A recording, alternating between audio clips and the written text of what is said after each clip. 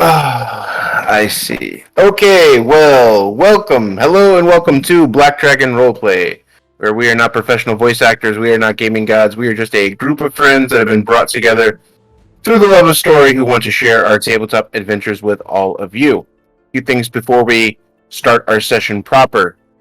We are so glad that you are here watching us live. We appreciate all the support that we have on Twitch. If you are here and you want to keep up with the campaign, please drop us a follow so you can be notified whenever we go live, and so you can see the next episode of Tribus of Black Dragon Roleplay. If you want to keep track and interact with us when we're not on stream, hit us on Discord. The link is in the information boxes below. If you'd like to support us, there is a subscribe button. Drop your prime, support the stream. We greatly appreciate anyone and everyone who supports the stream, no matter how you do so. If you can't make it to watch us live on Twitch, we have been posting our weekly shows on YouTube. Everything that we do here on stream on Twitch goes to our live, goes onto our YouTube channel, Black Dragon RP. On YouTube is where you can find all of our content there. Go ahead and hit that subscribe button. That would be absolutely poggers. Now, normally I have a whole jokey thing at this point. Lesserman would need to say more, but I think I've said it all when I said poggers. No. It's the end of the world. No. Oh, Said God, it twice. Yeah, I did. Right. I did.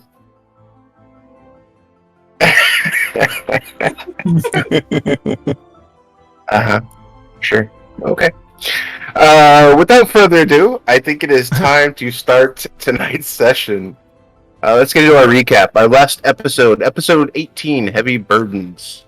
As our heroes settle down from a long day's travel, Dante experiences a dream of the women in his life, those he had been traveling with, those he has loved, those he tries to forget, but the dream becomes corrupted and embroiled with nightmares. As his heart races and his breath becomes shallow, a crushing weight begins crushing his ribs and chest. Camiel, keeping watch, sees a creature apparate, a large nude human figure, dirty, a woman whose skin color mimics the bark and moss on the trees around. The creature, using the environment around it, including the root attack that hits multiple opponents, and a ravenous scream that pierces the mind of multiple attackers and charms them, bringing them closer to her.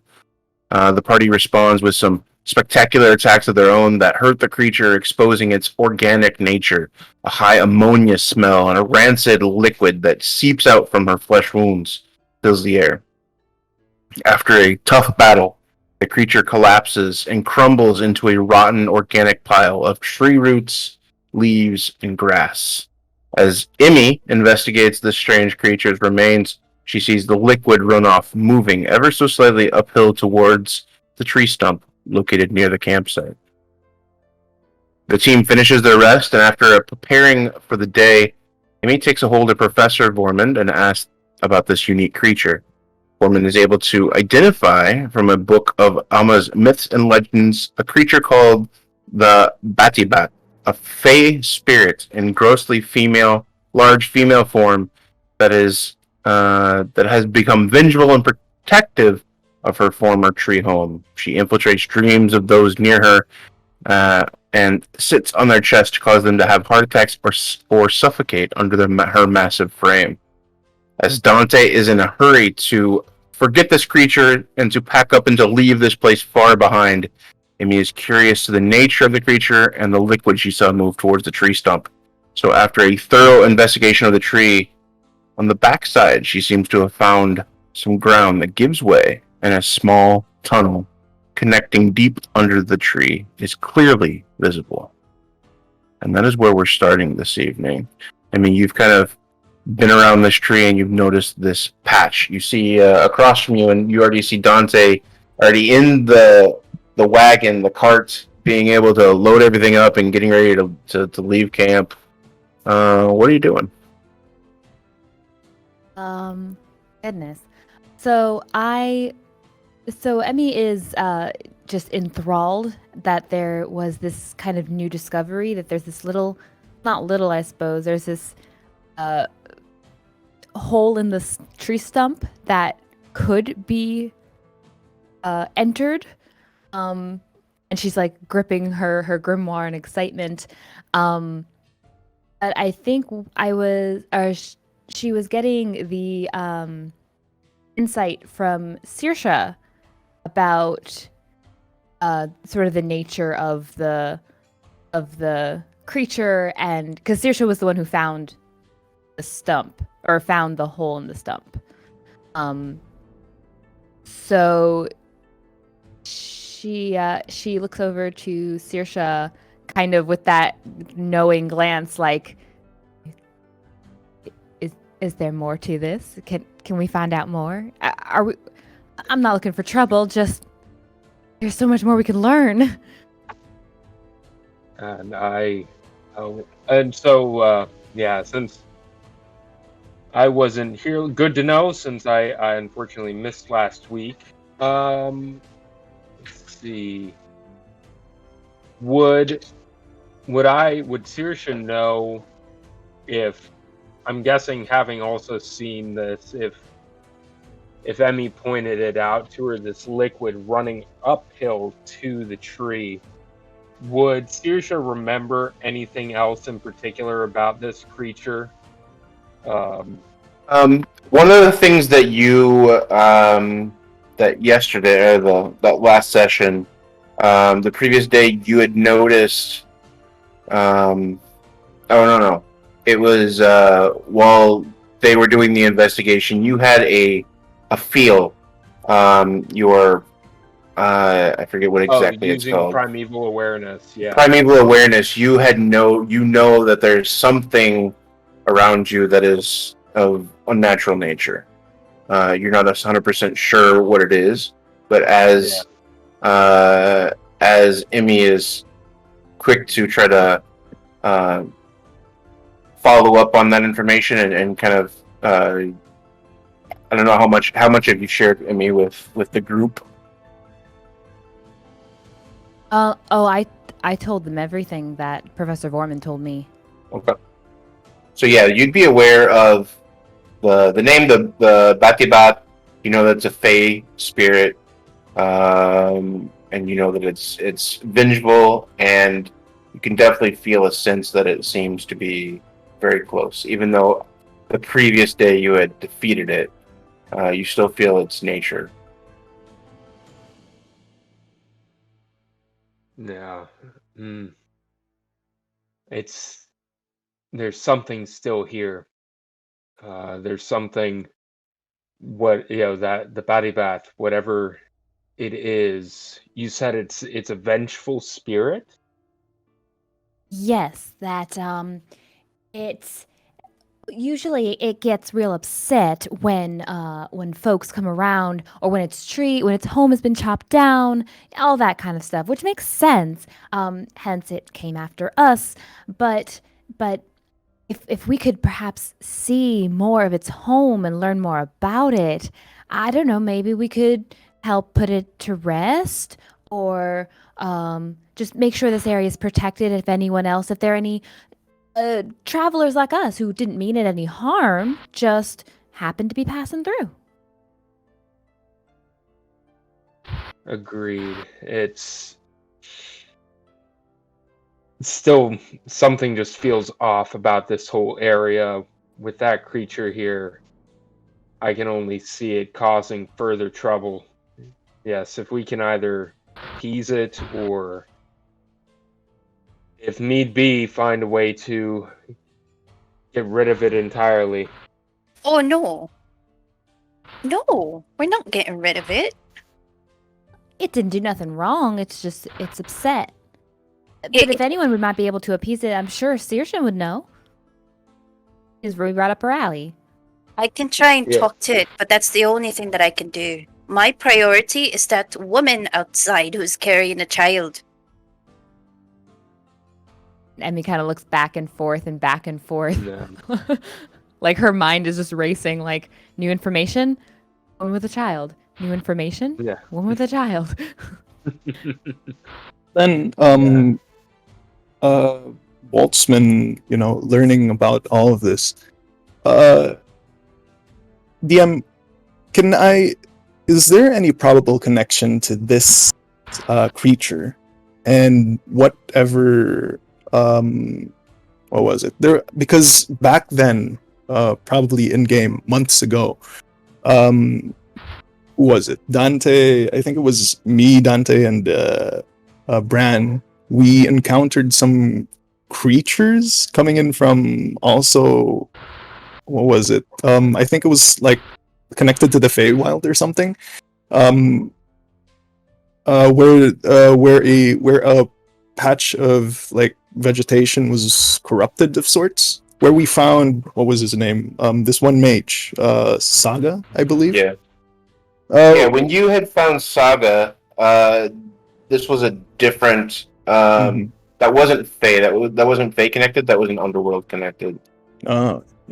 And like seeing this, how some sort of corrupting nature and all that sorts. Would there be any, to Boltzmann? Would there be any probable connection between those two? This here, and the past events.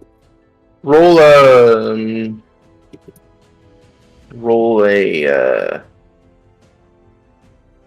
intelligence check. Yeah.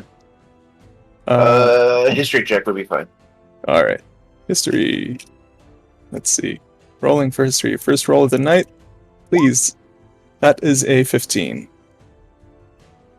I think with the 15, you'd be able to kind of surmise that there's a very loose connection. You remember looking, and I'm not sure how much of this you had been taught, but you definitely remember something that was given to you from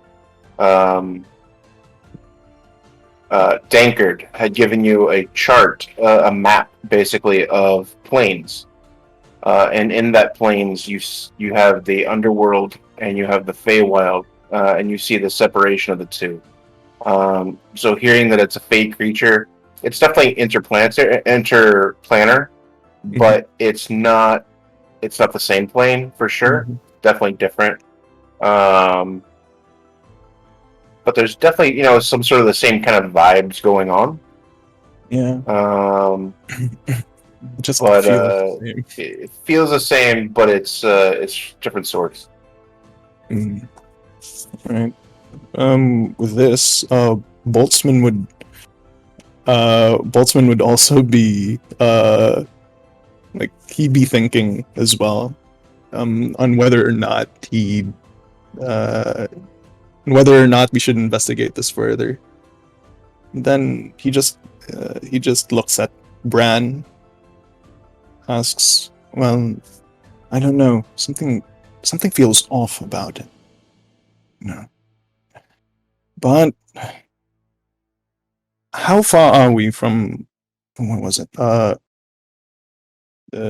Wait, where are we going again? I'm sorry. What was the name? Rothberg. Yeah. How far are we from Rothberg? From here, you're about 2 days from Rothberg. We can't just leave. It's a tough decision. Listen, I don't want to be a wet blanket between two intelligent people who want nothing more than to learn more about this. But I'm torn.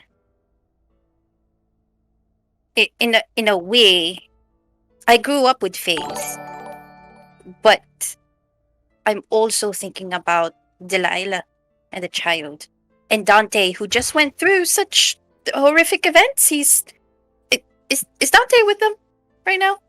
Dante said he was on the wagon. Yeah, See, I'm on the wagon. I'm on the wagon. The poor guy has been traumatized by a gigantic poon in his face. You learned that. Never mind. But then What? if we just, Sucks. but if we just leave it here, it's going to I be somebody know. else's problem. I know. I tend to agree with Boltzmann on this. Fine. Perhaps How we about this? could. How perhaps we about could this? cordon off the area. Probably No. that. No, Emmy, no. quick question. Can you, I don't know, do some scrying of sorts, or I don't know. Is You there can anything scry? that I don't know? How use some, I don't know, magic of sorts to like. And he just awkwardly points towards the hole, like, see what's in there, or maybe if can you summon Right, a familiar of sorts.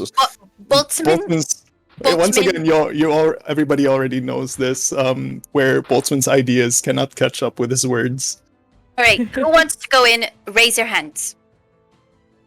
Boltzmann shyly raises his hand. Emmy kind of immediately raises her hand and then and is kind of watching what everyone else wants to do. Saoirse?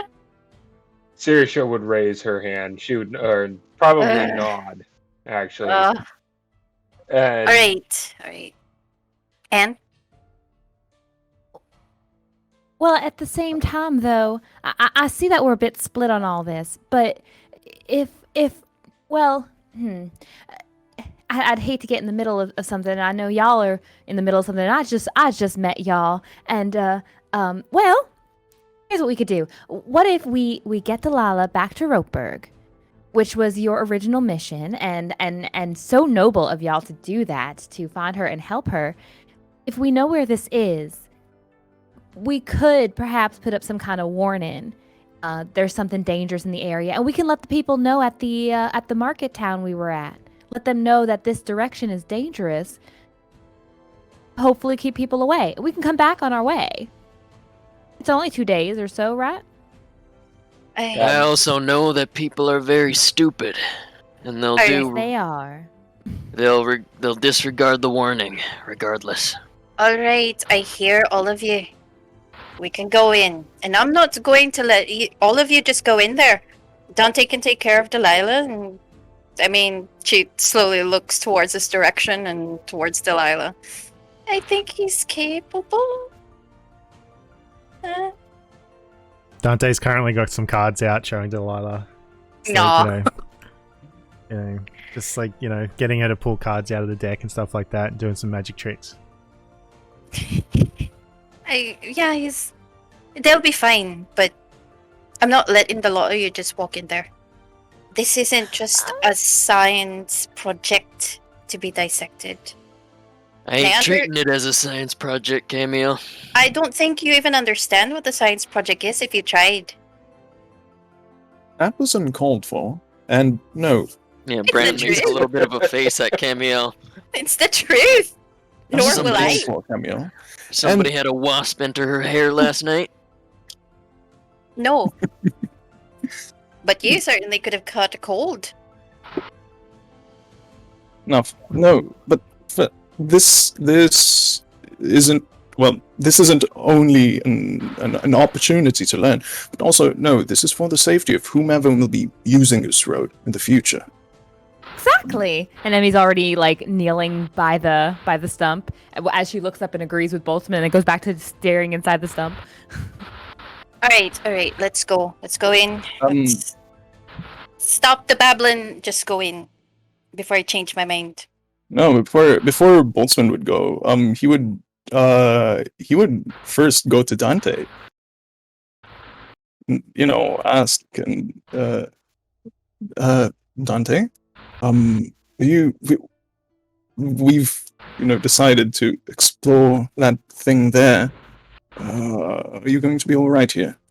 Or he's just gesturing towards the hole, towards the stump. Yeah, as you walk up, that's when you hear him hear Dante finishing up with Delilah. And he flips the card and he says, "Is this your card?" And she goes, "Yeah." And he says, "Yeah, this is usually where I ask for a kiss or any other favor that I might get. But we'll do this again, and I'll show you how it works again." And then as you sort of speak, he stops and looks around. "Are we going, Boltzmann?" "But you're going in. You're going in." "Why?" Me, yes. And wait, what? No, but the thing is, Delilah, sure. "Yes, we have to get her back to Rockburg." Yes, we do. But this thing here, it's going. If we're just going to leave it here, it might cause problems for whomever else would be coming along. Or, I think it would be, well, most of us think that it would be better to assess this problem right here and right now, or anything else. Okay, that's fair. That's a fair observation, Boltzmann. Trust you to come up with that observation. What are we going to do with Delilah? He just sort of Exactly, that's... And Boltzmann just... Exactly, that's a part that I'm torn with. I'm not exactly comfortable with Delilah being just, here, alone. You want me to stay here alone with her? I mean, if you want, but then Boltzmann's just once again the words aren't coming out. I don't appreciate being talked about like I'm not even here. I'm quite sorry. I'm terribly sorry, Delilah. Boltzmann is. If you guys are going in after that thing, I can go with you. I can hold my own. What? Really? I've held a sword before. Dante just looks at Boltzmann.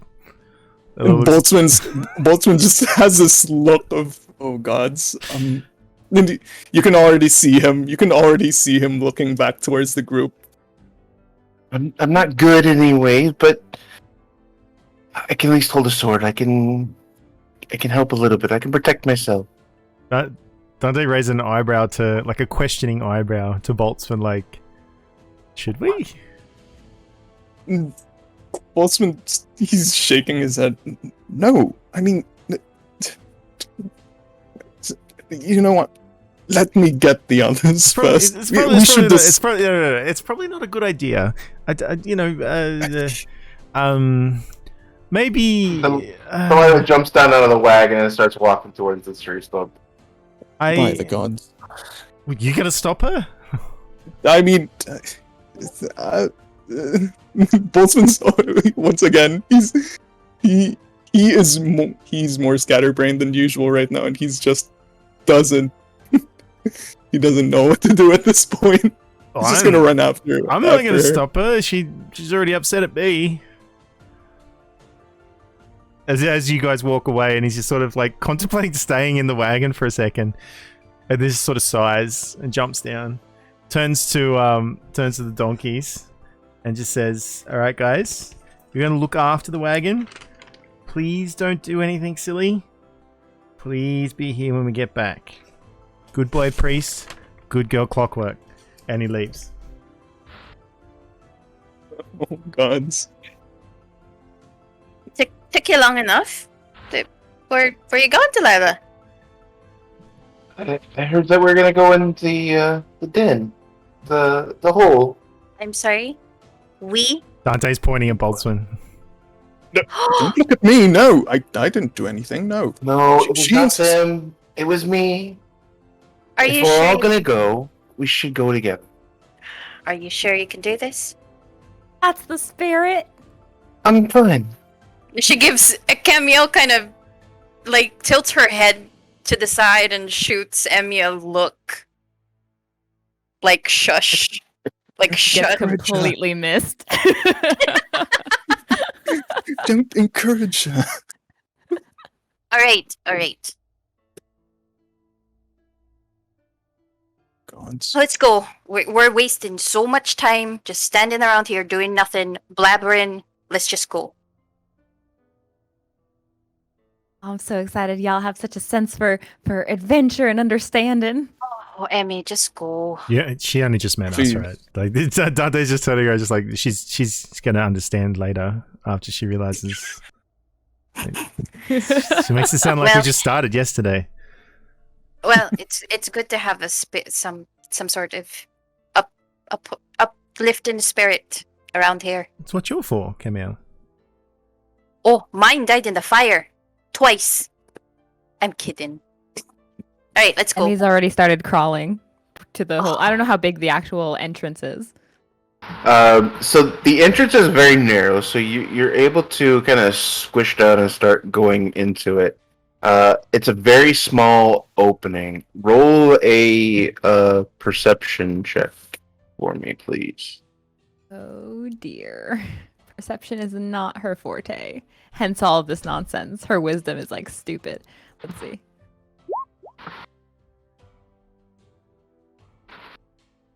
Oh, 8. So you have to get down on like basically your hands and knees, kind of move towards the first step, the first kind of push into it.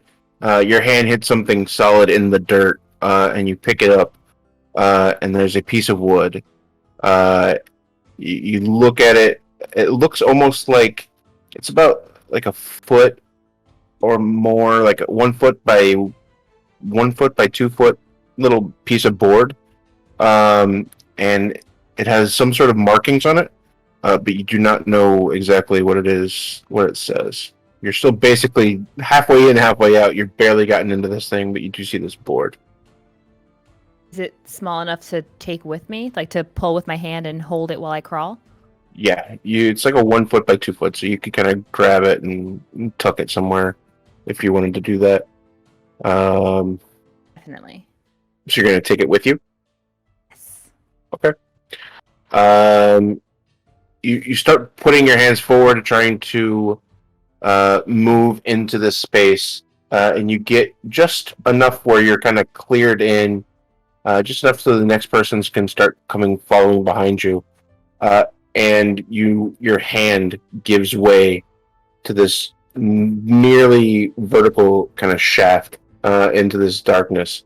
You can see it, but your perception check was really low here. So roll a dexterity to make sure that you can keep yourself up on top of the piece. Oh, I sure hope I tumble. Here we go.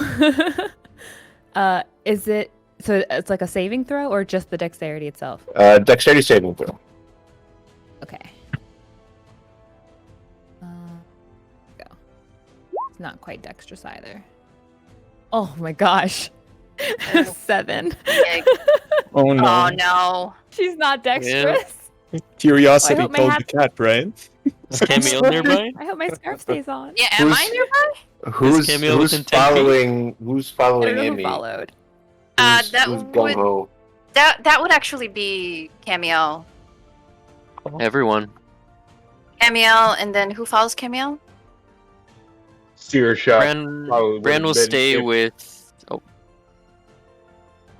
Oh, Camille, do you have dark vision? Uh-huh. You do. Okay. Yes. Can I grab her? Then roll a straight dex roll to see if you can react in time as you see her begin to her hands give way into this empty void to see if you can grab her and keep her. Which one is it? Strength or dex? It's a dex save to see if your reaction time is enough to grab her, and then we'll see after that. Okay. That's a +2, so it's 13. So I'll say that you're able to grab her. It's not that you're kind of on a flat land here. So you're able to grab her, and between her and you, trying to are able to save. Roll a strength to see if you can actually keep her. Strength. That shouldn't be a problem. Strength saving throw? Yeah. Okay, there you go. Come on. Yeah. There you go. Okay, so Another you're able to hold tight to her. You are now holding tight to her as she kind of had misstepped with her hand and fallen forward into this void. But you're able to catch her and keep her. Ooh. Watch where you step, y'all. Ooh, that was exciting. Right. Ugh! I don't like this. I really don't like this. What are we doing? Now, DM, I also have. I'm able to see pretty well in the dark. Is that because I know this hole is here? Would that be helpful for avoiding any ditches? Yep. Cool. But as of right now, you were kind of you were not standing. You were on all fours, looking down into this kind of void where this dirt had given way, and you can now clearly see this void that goes down, almost like a vertical shaft. You're only about 5 feet within the tunnel, so you're like directly, surrounding you as the dirt and the roots of the trees are kind of encompassing the rest of this, kind of making this little shaft that you're in, and then it's a straight dive downward. So what are you doing?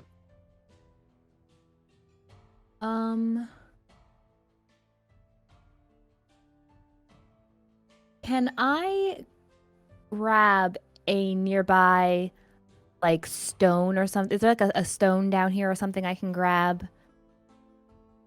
Yeah, there's like clumps of dirt and clumps of kind of rocky material within both the kind of shaft that you're in. Sure. Okay, I'd like to grab one of those, and on it, I want to cast light, one of my cantrips. Yep.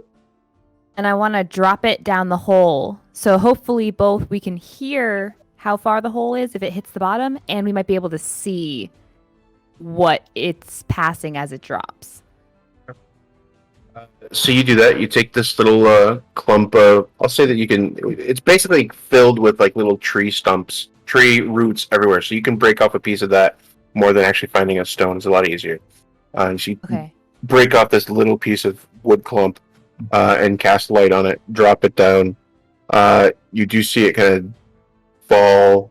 The walls that it's passing are very similar to the wall that you're in, where it is made of the hard earth around it, with tree stumps, kind of tree roots, kind of making up the majority of the textures on the side of the walls, and it's just kind of see like this organic material kind of encompass this entire passage down.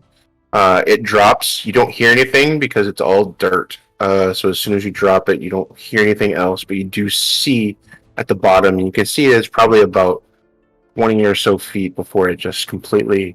It's a complete vertical drop for about 20 feet, and then you see it kind of roll out. You can hit something and then roll, and you see it disappear as it rolls down into something else. Okay. So I'll tell the others, it looks like it's about 20 feet of a straight down fun chute. Mm-hmm. And it's not very wide. At the most, it's probably about 5 feet wide at the most, and because you can squeeze into this space as you kind of position yourself.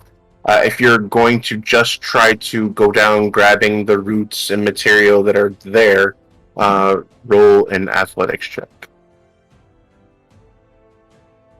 If I can see the bottom... Oh, sorry. No, go ahead. No. I was going to say, if I can see the bottom, could I just Misty Step my way down? Yeah, I could do that. If you'd Sweet. like. I'd probably do that. Okay. So, Camille, you see in front of you, you see Emmy just kind of poof. In a second, you see this evaporation of Emmy, and you don't see where she went. Camille just kind of blinks and sputters from all the mist in her face, and blinks and looks around. Oh my god! Oh my god! She's gone! Yeah, what's going on in the... Can we see Emmy, what's going I'm on? fine. Can we see this up in the back? No, all you see is Camille's butt as she's gonna pushing herself into this hole, one by one.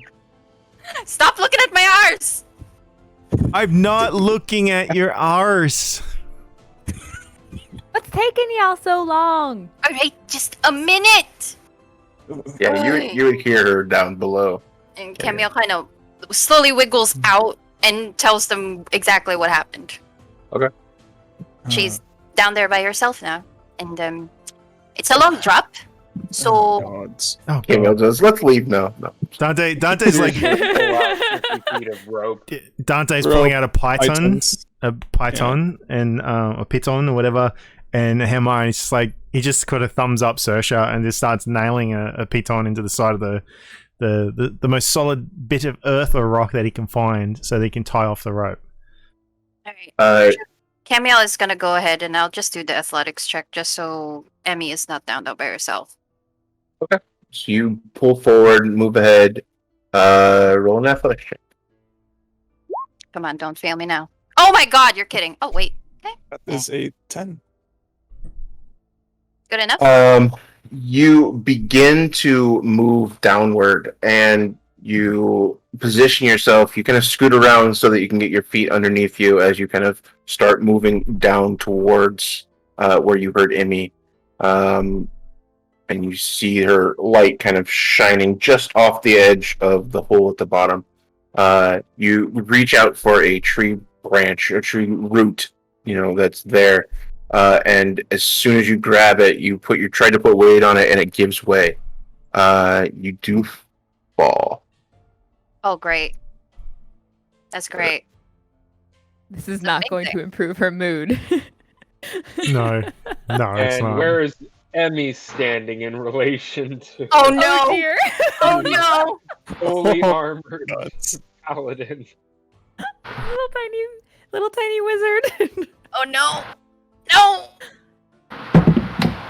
They were setting up the rope. It's about 20-foot drop. I'll say you take about 5 damage Okay. from your That's fall fine. as you kind of brush up against the side, slowing you down a little bit and hitting kind of at the bottom. You see some scrapes on your arms and things from the tree roots that have kind of scraped you up as you went down. You land and you see Emmy. Very similar tunnel going forward, a little bit at a downward angle as Emmy's kind of standing there, kind of sitting there again on crouched position and waiting for the rest to go forward, I assume. Fine. You all right?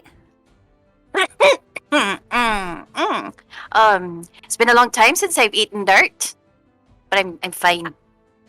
Oh, okay. I Don't- didn't don't want y'all ask. getting hurt. Oh, okay. Just making It- sure. They're coming down. I just decided to be an absolute fool and try to come down here by myself, but yet here we are. At least Nothing you're foolish safe. about it. Should have Misty stepped, but no, I just had to be a. Yeah. All right. Let's just wait. Meanwhile, After Cameo, Delilah would have Delilah! please. Do you even have a weapon? Dante says as Delilah runs through. She would as she's crawling down, Oh, she God. would come back up. Do you have one to give me? Dante pulls out his short sword, like his spare short sword, and gives it to her, like just a mundane short sword. So it's like, yes, here. Okay. But You see her kind of stay back. fasten around her waist, taking her belt, kind of loosening it a little bit and sliding it in and tightening back. What are you preparing a rope? Wait, we've prepared. So she's preparing a rope. Just you're at the Okay. back. You Fine. are at the back. I was following Cameo. That's all. Go ahead. No, I'm fine. Oh, She'll be what fine. a wonderful way to start the day, Collins. Guys, what is going on? I wish I knew. I wish I think knew. If Who's If next? Delilah were to Give me the rope, step please. out of the way for a moment, Saoirse would come up with the rope, having tied it off to the piton that Dante hammered into the ground. And she would crawl into the hole backwards so that she could ease herself down. I was gonna And say. she would climb down. She would let the rope down and then climb down it. Oh, you're gonna say so Dante Another couldn't look at your ass. athletics check. Another athletics check, but advantage with the rope. Okay. Okay, let's hope this one's higher. Yeah. 16. There you go. Yeah, you're able to get to the bottom, no problem. Who's next? Yeah, and Saoirse would step back away. If wherever there's room, she would step away just in case whoever follows behind her, slips. Boltzmann would want to go next. Same check. And let's see. Okay. Athletics still with advantage. Hello. DM? Hello? No. DM. Hello. Yeah. Alright. Yeah. Oh, sorry. Were you asking? I thought you just were Athletics with calling advantage. it. All right. Athletics with advantage. I don't like where this is going. That is a 14. 14.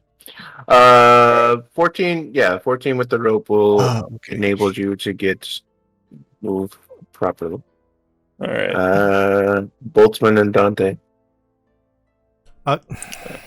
Bran and Dante.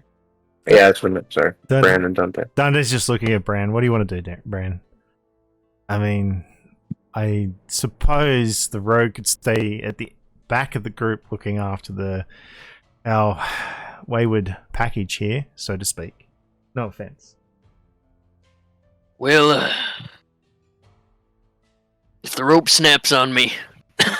Oh, I can climb down. That's okay. Or Delilah and I can go back to the cart and enjoy some quiet time or something like that. Well, Delilah rolls her eyes and heads down. Drops down. She really needs to learn. She really needs to learn how this works. Like, we talk. So about you see her gracefully, the best of the bunch, kind of move down the rope into the clearing below. Yeah, I don't know. Like, she really needs to learn how these things work. Like, we talk, and then we act. The other guys do their thing. We're obviously the clear-headed ones, right? We know exactly what we're doing. Right. obviously. Exactly. Bran kind of playfully gives Dante a little punch on his shoulder as he begins to descend the rope. Dante looks shocked. Like, where the hell did that come from? Sort of thing. Athletics, correct? Yep. Advantage with the rope. Oh, baby. Ooh, That's baby. 16. Yep. So you're able to pass, no problem. And then lastly, Dante. Okay. Shouldn't be an issue. Yeah, Dante. Dante will just slide down the rope, I suppose. What would you like, sorry, DM? Athletics, advantage. Athletics. Sure, you don't want to give me acrobatics? I'll give you acrobatics, That's but all right. not an advantage if you don't use the rope. That's all right. Athletics. I just rolled. And 20. Yeah, so okay. So you guys have made the clearing, and you guys find yourself at the bottom of this kind of vertical shaft that's kind of directly above the tree. Everything around you kind of has this, you're basically in, you're surrounded by earth. You're surrounded by dirt and tree branches and organic material that are just kind of there. Moving forward, you get you follow this kind of path, probably about 20 or so feet, until you get to a clearing. The passage as you're going, it's all dirt, but the walls and you get to the end. Sorry. You get to this clearing, so you're able to kind of stand up, and you're able to get to this area where it's no longer such a tight tunnel-like passage, and it is more like a passage, the entry to a room. It's a small room, where the tunnel was all dirt and tree branches. This actually has kind of changes into a stone, almost rough cut stone, and it's almost damp to the touch. It's narrow. It's only about 10 feet, but it's close to 10 feet high. You're able to stand up, and you get to a small space. This room that's about 20 by 30. The ceiling's still low. It's only 10 feet, but it's a very confined space. The wall in front of you has something that's carved into the stone.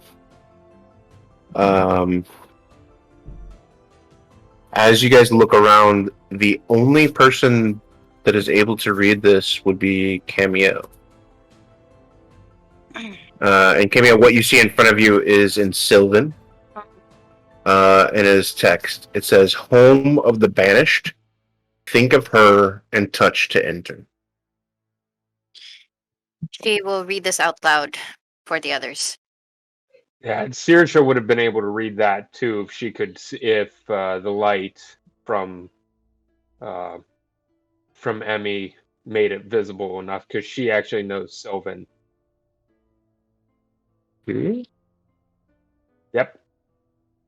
Yep. Common, Dwarvish, Orc, Primordial, and Sylvan. Oh, okay. Yeah, so she cusses in Dwarvish. She occasionally speaks in Sylvan. She kind of knows Primordial and Orc. She studied them for about 9 weeks in high school. She took an online class. yeah. Khan Academy for Sylvan. Yeah. Rosetta Stone. Okay. Okay. So yeah, that's what you read in front of you. So it's like rough cut stone, but in front of you is a flat piece of stone with these words carved in the middle of it. What was that again? Home of the Banished. Think of her and touch to enter. Okay. I don't know. It doesn't sound too friendly. Are we sure about this? We can still go back. Emmy, we can still go back. Go back? But we're so close. Look. This is obviously where she lives. If she's the one we need to think about, we think about her, we touch, we enter. I don't know. Oh. It's giving me all the wrong sorts of tingles all over my body. I'm not sure I like this very much, but all right. Go touch it and think of her. I can do it. Oh, that's so exciting.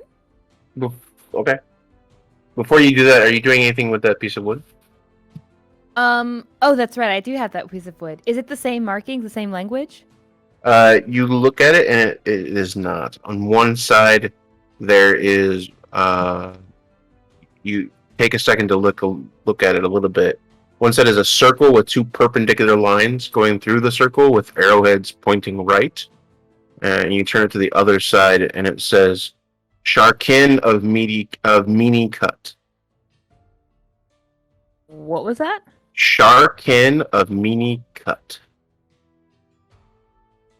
Sharkin of meany cut? Yep. Can you spell that? Sorry. SHARKEN Mhm. of meany cut. MINICUT. MEANIECUT. 2 words. Sharkin of meany cut. Do you say that out loud, or do you just read it? I do as I'm trying to figure out what it means. I do say it out loud. Yes. Dante, your ears perk a little bit as you hear this. Roll a intelligence check. Sorry, Dante. Yep. Sorry, I was messing around with the sound, and I only just heard Dante roll. Dante, roll an intelligence check to see if you know what Sharkin of meany cut means. Oh man. Intelligence. Yep. Oh wow. Yep. You would know this as a variation of thieves' cant. Sharkin would be a home of or den. Meany would mean evil, and cut would be fey. Okay. So that this is on the other side when she shows you that the circle with the 2 lines perpendicular with the arrowheads pointing right, that is thieves' cant for don't stay here. I will quite clearly and immediately say that out to everybody else. Pointing at it. Says don't stay here. Do we still want to go ahead with this? What about that says don't stay here? And this was at the very beginning. This is a piece of wood that she had picked up from the very opening of the but they stair. didn't see. I Yeah. didn't say when I picked it up. I just Yeah. had it in my hand, forgetting about it. Yep. Good. Just in case. Evil everybody Fae. finds out. Evil Fae. Don't stay here. Gods. What if it's a misunderstanding? It could I mean, be, yes, that's true. It seemed pretty evil when it was just attacking us, but if it's just upset, Dante's doing this thing where his head just, where it slightly just keeps going to the right as he stares at Emmy a little bit. In his mind, just wondering if this person is real as he sort of looks at her. Emmy, I know you are extremely curious about whatever this is, but this is extremely dangerous. We should approach with caution. All right? Boltzmann already has his arcane firearm out. Alright, so here's what I'm thinking. Right. A couple of people has probably camped here as well. They came across said lady, said evil fae, and they put that little warning sign there to warn other people. And what do? We crawl in. But what Emmy said is true. Fae are not particularly evil. They're not inherently evil, only some of them are, especially if you cut down their fucking tree. what she said. So, we can go in there with open minds and quite probably try to talk this fae into coming to a more peaceful conclusion, or we could go in there and possibly die. Boltzmann just looks at Camille. He's not saying a word. He's just eyes open, eyes wide. Alright, Branimir, what do you think? My plan hasn't changed since we got down here. Alright, so I'm sorry, Dante, I know this makes you feel very uncomfortable. And Tiersha, probably you as well. I'm fine. But are you sure? Well, Yes. I think this is stupid, but I'm fine. Alright. oh, and I agree with you and Emmy that it could be a misunderstanding. At the same time, if in fact this is an evil creature, then it's probably best that we make the road safer. Yes, protect the people. Maybe we shouldn't have weapons out so obviously in case it feels threatened, maybe? Without the home, it's already threatened, Demi. I can assure you that when we enter Yeah. there, we're going to put ourselves in peril. It will likely know as soon as we do. Right. But at the Definitely end of the knows ever day- since Camille hit the bottom of this tree. Oh, ha ha! You know jokes! Look at you, you're It funny! was actually quite a graceful landing, all things considered, I must say. Thank you. My armor. Welcome. It's my armor. Doesn't do much Very for your nice ass, armor. but it's very good armor. I'm sorry, my ours? Sorry, what?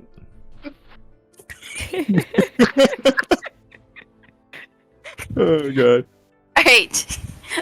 let's move forward. Yeah, let's What move is on. going Just on with remember- everybody right now? Speak This for is the yourself. excitement of knowledge at our fingertips. It makes everyone just bolster and ready. That's what this is. I just keep having the image of the gift that Yumi likes to post with Danny DeVito. So then I started blasting. That's the only thing goes through my head.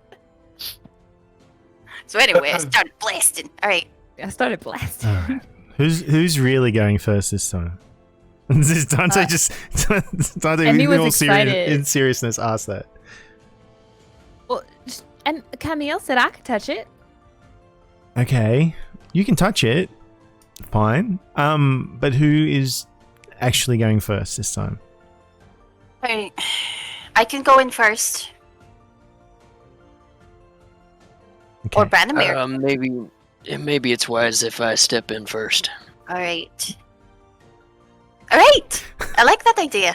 Dante socks him on the shoulder in like a camaraderie sort of way, like trying to imitate what he did before, like still confused as he hits him on the shoulder. Probably not wise. That's How the much way. damage does Dante take? I'm not hard.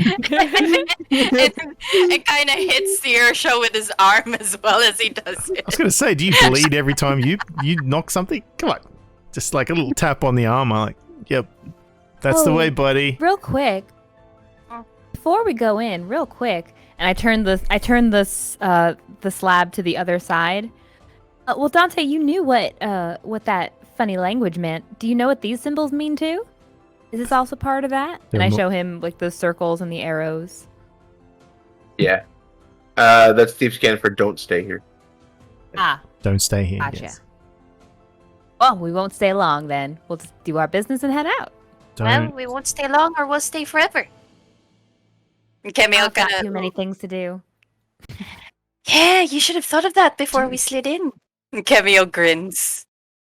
Oh, and Bran, just in case, maybe, and then Searsha would share with him in Sylvan, we mean you no harm. Just in case, remember that phrase and say it if you have to Bran. before any of us else get in there behind you. Bran mutters the phrase quickly taught by Searsha under his breath as he moves forward. What did he just When- say? Did he just say he wants to... Was that right? Roll an intelligence check to see. Oh no. Rob? No, you're the one that has to remember it and speak it. Oh, for God's sake. You put me in these situations. Alright. It's the song Intelligence. from the Evil Dead. It's like Come that on, scene Bran. from the Evil Dead. Come on, Bran. You read a lot of books. You can You do got it. this. Oh, wait, Camille's nearby within 10 feet, so that's plus 2. Boltzmann as well. Boltzmann will help. My God, he's reaching. He's reaching now. Because that was a roll. That was Boltzmann will a try to 7. help as well. That was a That's 7. a 7. means he needs That's more a 12 practice. with your friends buff. Yeah, that's a For the 13 power of- total. Hey, I'll take it. I'll 13 For the take power it. power of friendship, it's a I'll 13. take it. I'll take it. Okay. Camille, you think you hear Sylvan. Oh God. It sounds a little rusty, but, you know, not Is it everyone can speak possible? Sylvan. It's possible. He's charming. Look at him. He's salt and pepper all over. Say something in Dwarvish, I dare you. Let's just get this over with. Thank you. And he skips over to the wall and thinks about that, and thinks about the Bati Bach, and places her gloved hand on the wall and keeps her other fingers crossed.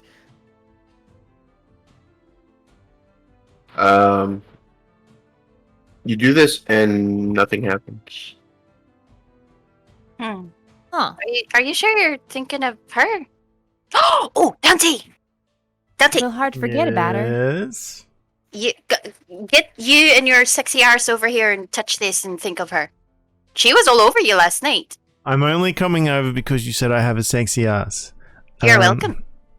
Dante struts over towards the rock, and puts his hand on it, and thinks about. Dude, as soon as you put your hand on it, there's a kind of an echoed glow that kind of waves and ripples across the stone. And as soon as you start thinking about her, the creature that attacked you the previous night, there is a rumble. And the stone wall, you take your hand away as it pulls down and kind of enters below space. It kind of it disappears underneath the ground in front of you. But there's now a space that we can walk into.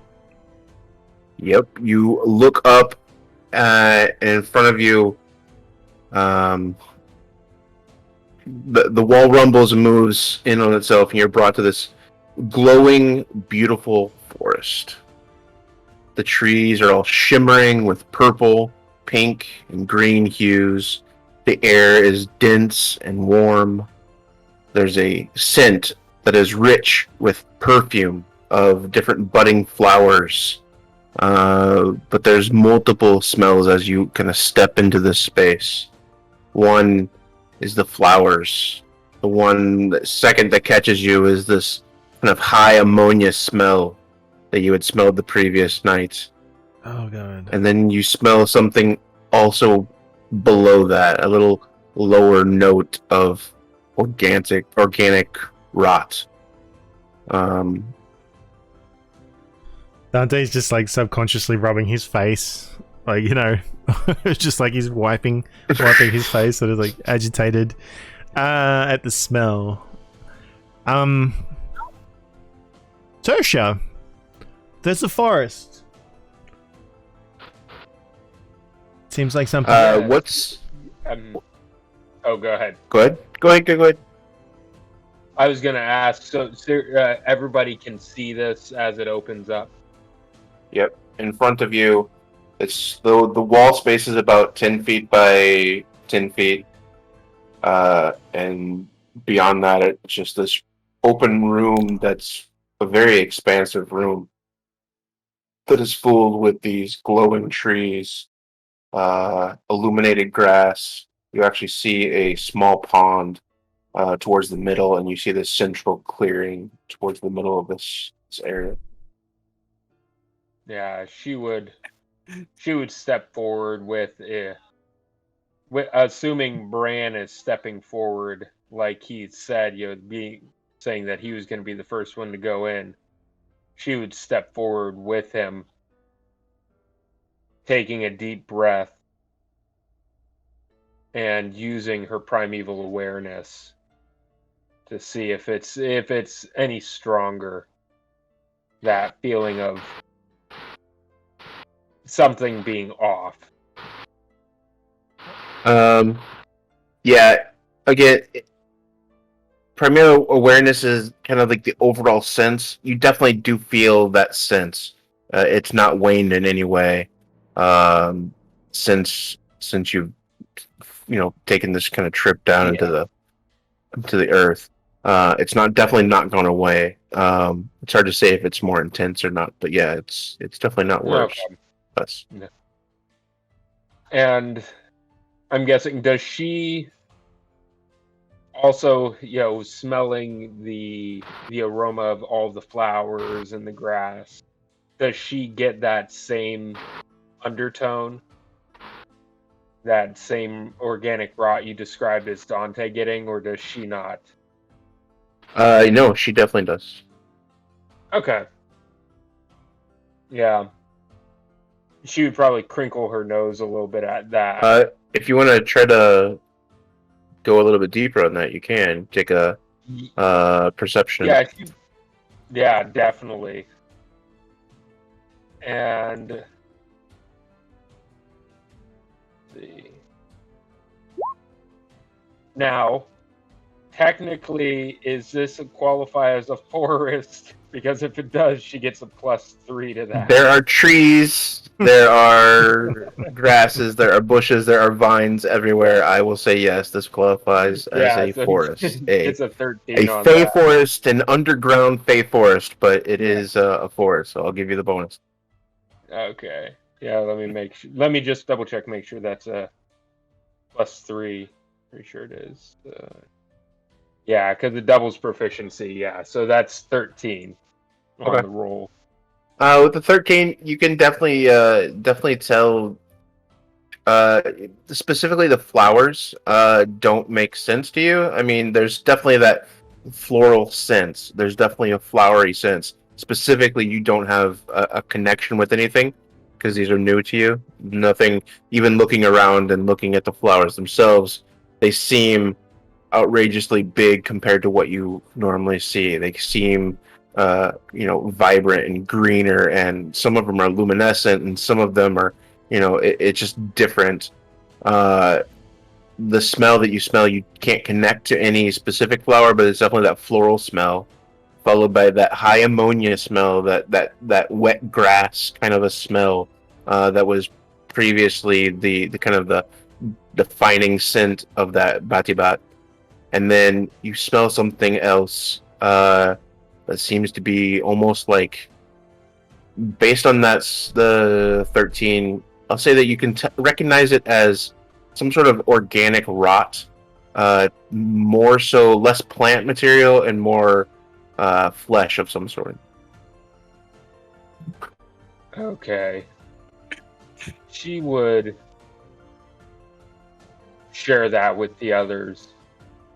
You know, there's something rotting in here. What do you mean, Uh, rotten? Who's gonna follow? I just basically need an order. It doesn't have to be a single order, but I just need to know how people are going in. I would come yeah. up right behind the first two. Yeah, Emmy, and then Camille, and then Done. Boltzmann would be stepping in as well.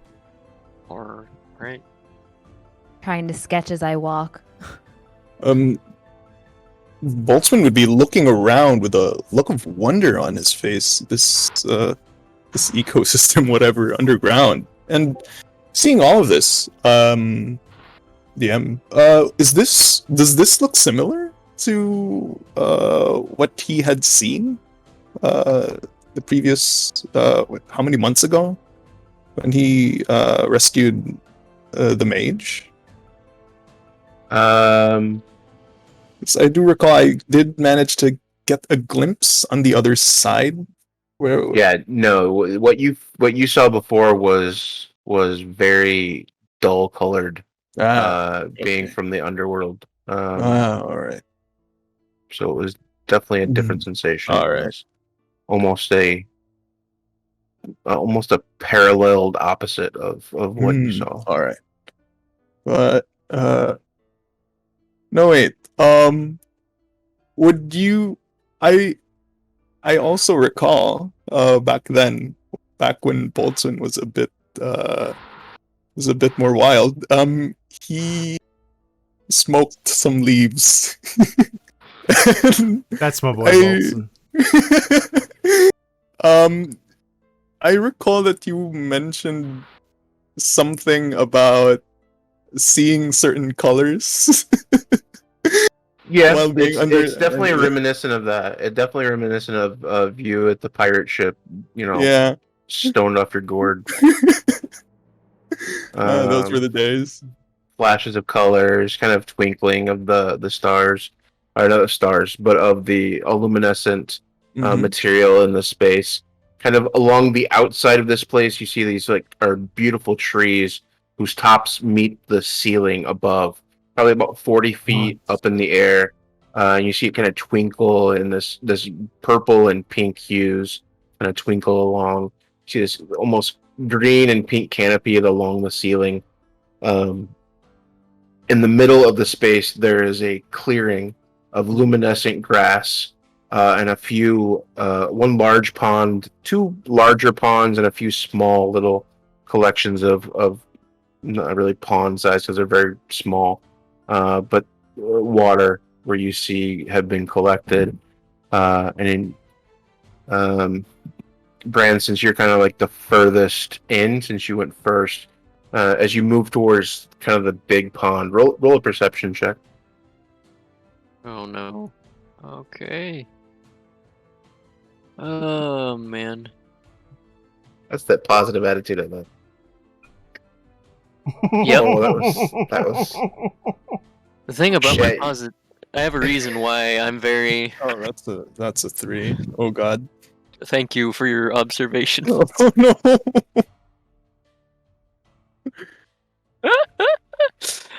I You see see glowing the mushrooms.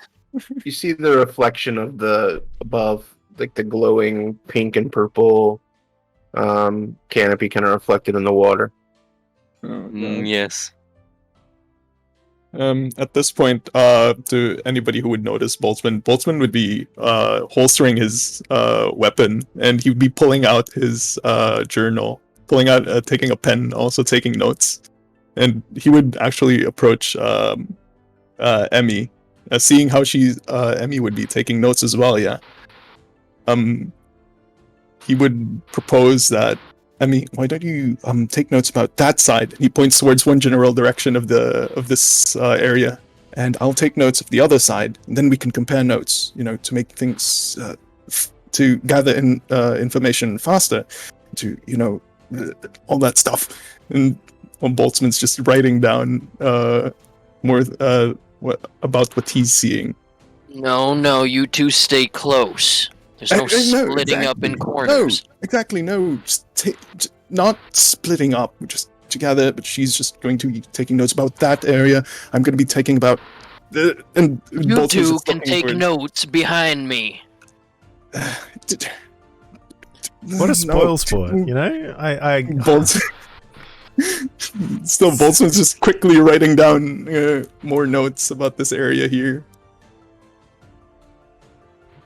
Dante's at the back with Delilah. It's trying to keep an eye on her. This place reminds me a little bit of home, only a little more whimsical. Camille, as you kind of step through into like the clearing, a little bit past where Brandon was kind of looking at the water, you kind of step forward, and once you see in the clearing, you roll a perception check for me. Perception. Can't be worse than a 3. 10. Yeah. So you get to the middle of this clearing, and you see on one side, attached to one of the trees, you see the creature that attacked Dante. Oh, and she kind of raises her arm a little bit towards the group of them and motions them to be quiet. It is up against a tree, vines and branches woven almost like a blanket connecting her large form to this large tree that is behind her. There is still no movement, but you see her kind of wrapped up, not quite cocooned, not completely encased. You can still make out the form of this large creature, but definitely kind of entangled by these vines and kind of supporting the frame of the creature. Kind of, you can see from your last meeting of this creature, you can see that the wounds that were created, at the end, she kind of almost disappeared and almost crumpled into this organic material. You do see kind of this organic material again, but kind of the skin starting to peel up and over kind of the wounds that had been made previously. So you see almost like she looks pretty close to when you first saw her, but you do still see some of the wounds that are still there, still being wrapped with vines and kind of supporting her at this point. Oh, I'm a little torn here. Oh.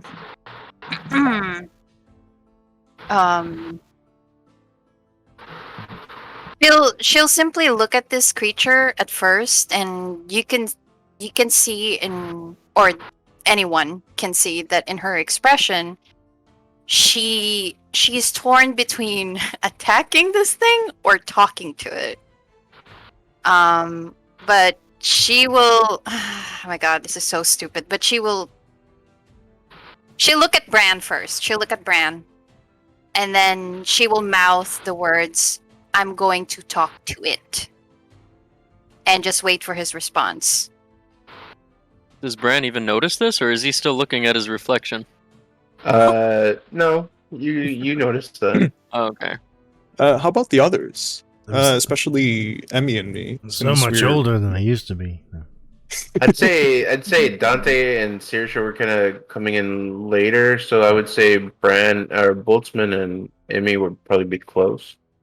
Mm-hmm. So I was right behind whoever went in first. Dante's keeping Bran. an eye on Delilah. And with how Emmy and I are taking a look around, taking notes. Would we see this creature as well? Yeah, eventually, Yeah. especially when you see Camille kind of crap. stop in her tracks. Makes sense. Yeah, and Boltzmann would gently elbow Emmy. Mm. You know, gesture Oh. towards the creature. All right, study time's over, and he would keep his books and just put a hand over his weapon's holster. Just- Camille gestures to stop. For now, just stop. Yeah, Maybe the studying's just begun. please don't put it that way. And she looks at Bran and waits for his response. Will he approve or will he deny? Shit. I was gonna say, is there a way I could, like, if I can move forward without disturbing it? You can make your way close to where Camille is. So Without more alerting into the it, clearing. of any case? Yeah, you kind of move towards Camille and are still behind her, so you're kind of from where you were. You kind of step so that she's blocking line of sight. So you're kind of stepping up behind Camille. Mm-hmm. I just want to gain some distance between myself and the creature. Okay. Yeah, it's still probably about 20 feet away or so. All right, that's good enough. Bran will turn to Camille and nod in her direction silently. Do you approve? I'd rather you speak to it than have us kill it. Alright, just stand by. We don't know how it's going to react. Right. Camille steps forward slowly and How close do you get? not too close. How far is she? As of right now, you are about 25 feet away. 25. So I'm gonna say around 15 feet towards her. So you're 10 feet away? Yeah. Okay. Oh God. DM. No. And as she approaches, Camille will expose her wings and look up at this creature and kind of just say in Sylvan, "Hello, can you hear me?"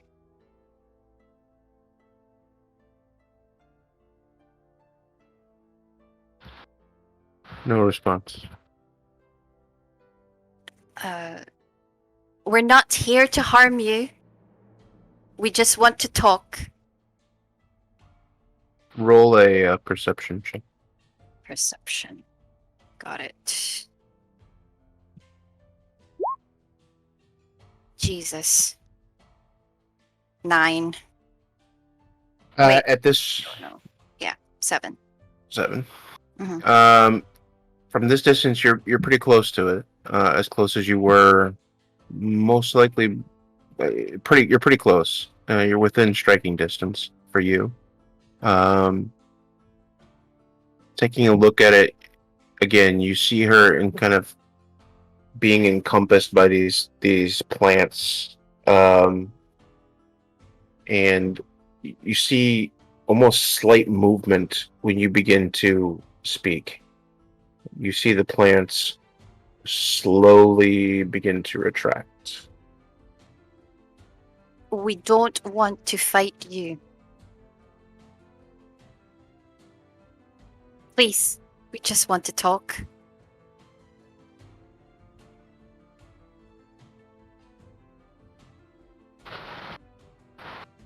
No response. I don't know if your aggression has come from your home being destroyed, above. But I can tell you, I do know what it's like to be driven out of your own home. So I understand the hatred. But we have just come here to make peace and maybe somehow think of a way to stop the attacks.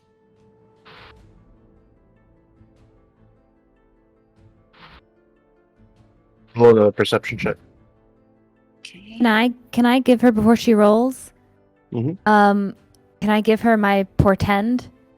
Sure. And give her one of my rolls for freebies? I don't know what her perception is naturally. I don't know what bonus she gets to perception, if any. But I can give her a freebie 16. I have I to rolled look a and see how that 21. works. 21, She rolled though. a 20. Oh, did she already roll it? It only counts if before the roll. So if you already rolled it, never mind. Hold on one second. I'm gonna look how see that works. I can't find that. I'll say with that 21, you definitely see the vines moving. You see them retracting, and where there was wounds previously, it's kind of healed. You see her breathing is very, very shallow. You see the movement of her chest, very shallow. She does not seem to be responding in any way. And at this point, Camille kind of looks at Bran, like whispering, "She's not responding."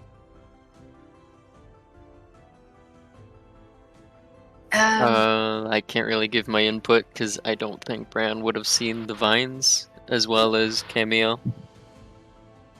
Roll a perception check. Oh Jesus! You can do this, man. Man.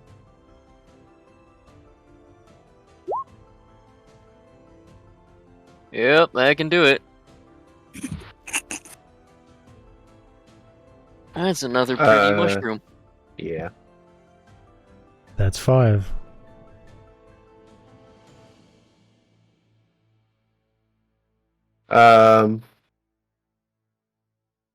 As you are standing there looking, Camille, at this creature, you see her head lift slowly. Her eyes open, a glowing amber color. You see her mouth begin to move. And that is where we're going to take a break Okay. for a moment. And then we will come back in about 10 minutes or so. And we'll continue here in this Fey jungle. Yeah, we will. Thank you. Hell yeah. Cool. Break Mhm. time. Bye. Break time. We're live. We are back. Hey. Thank you for being patient with us. We are back. Before we jump back into things, a couple of thank yous. Sausage Green followed us yesterday. Thank you for the follow. Pleeplo Art, thank you for the follow 2 hours ago. Thumper Knox, our one and only sugar daddy himself, with another 3 months of Prime. Thank you very much for your Grr. unconditional love and support, and the personalized message there that says "Poon." Thank you very much for that. Boon. What? Hey, I was just like Camille said that. I don't know. I was just It repeating what sounds she in said. character to me. Camille said "Poon" first. Dante is a very nice person. That's all I'm saying. Like he's not vulgar most of the time. No, If just it's in a Ryan. book, it can't be wrong. Yeah. I think you're mixing Ryan and Dante together. Yes. So before the break, Camille, you are standing 10 feet away from this creature that you have faced. You see the vines kind of retract from its body as you begin speaking to it, and it has been unresponsive. A moment passes and it looks up, looks at you. Its head lifts. Its amber eyes begin glowing. Anything else you want to do? Please don't hurt us. I don't want to fight you. And as you say that, it screams out. And we will go into combat. Ay. Oh, Way to dear. project power. Well, Uh, I was gonna say, like, is there any way to convince it that, like, despite whoever cut its home down, this was years and years and years and years ago. It's got nothing to do with anyone else. Like, Yeah, we didn't touch you. ready for round 2. You attacked us. Let's clear this. Clear. Move all turns. My god, I'll be using... The hell is that? so pretty.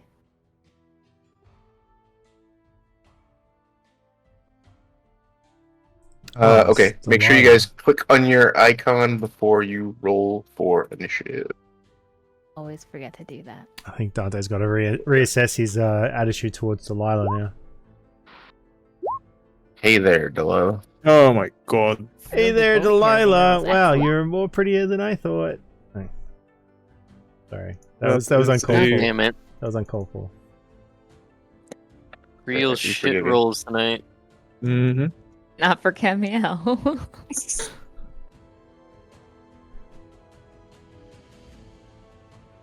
The D&D encounter tracker is not working, so I don't know what's going on with that. Oh, looks like we're gonna have to re-roll. Strange. No. Did mine go? Why? No, it just... I have to open up 3 pages instead of 1 because it won't let me go back and forth between the two. Sorry, Cameo. I had to. It's okay. One, two, Oh, Jesus. Yeah. hells yeah. That just gives us time to talk to it before it comes slashing at us. Is that what we're doing? Well, Someone better tell Dante. I mean, I'm not here to kill it. 9. Someone better tell Kill or Dante. be killed. Oh, thank God, I'm faster at. I think. I don't know anything about the Yeah. Sylvans. I think I Bruce imagine doesn't someone who know this. speaks Sylvan or is a Sylvan might know how to dissuade it from battle. I don't think it's all there. I do. This has been who knows how long, but it's been angry. Yeah, wasn't it Emmy who realized that it's a spirit, or it's a fey spirit that's gone rogue, so to speak? Yeah, Yes. it's not so much rogue as they're vengeful spirits, and whoever cut its home down, they get mad, obviously. But I don't know if there's anything to do or if it's just too bad, so sad. She's honestly not thinking much about it. She just wants to see more things. It's kind of her thing. Okay. Well, she'll get to see this.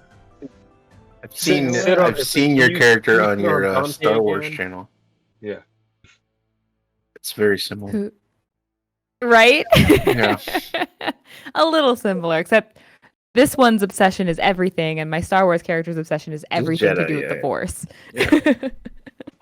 All right. As this creature calls out, hold on one second.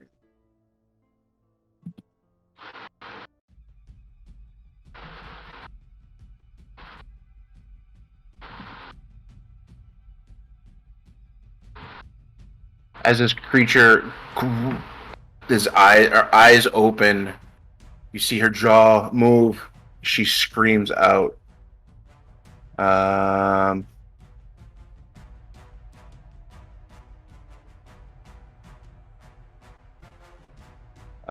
Each creature within 30 feet, as you hear this loud screech, must succeed on a DC 15 saving throw. Wisdom save.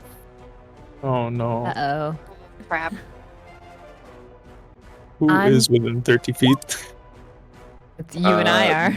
Brand, Everybody is. Cameo, Yep, Dante, 30, Saoirse, 30. and Delilah, right? Oh, Delilah Everybody is except not. for Delilah. is Hey! 35. Oh, wait a minute. Delilah's Where were so we- smart. What the Can fuck I is use my- with these shit rolls tonight? God damn. Damn it, I was looking Ooh, from the plus center. I don't know how I got that. Anyway. Wisdom. I'm Fine. gonna use my portend since I didn't use it earlier. Okay. It's a 16. That is. Plus 4 is a 20. I will be using my what do you call that thing? Another brain blast just to steal myself. To give myself +4 to my save. So that's gonna be a 15 total. Can you give it to yourself? I thought you could only give it to somebody else. I can give it to anybody as a reaction. Okay. And any creature that I choose. Okay. So I know I. This isn't a charming So, effect, is it? Emmy, and Boltzmann. It is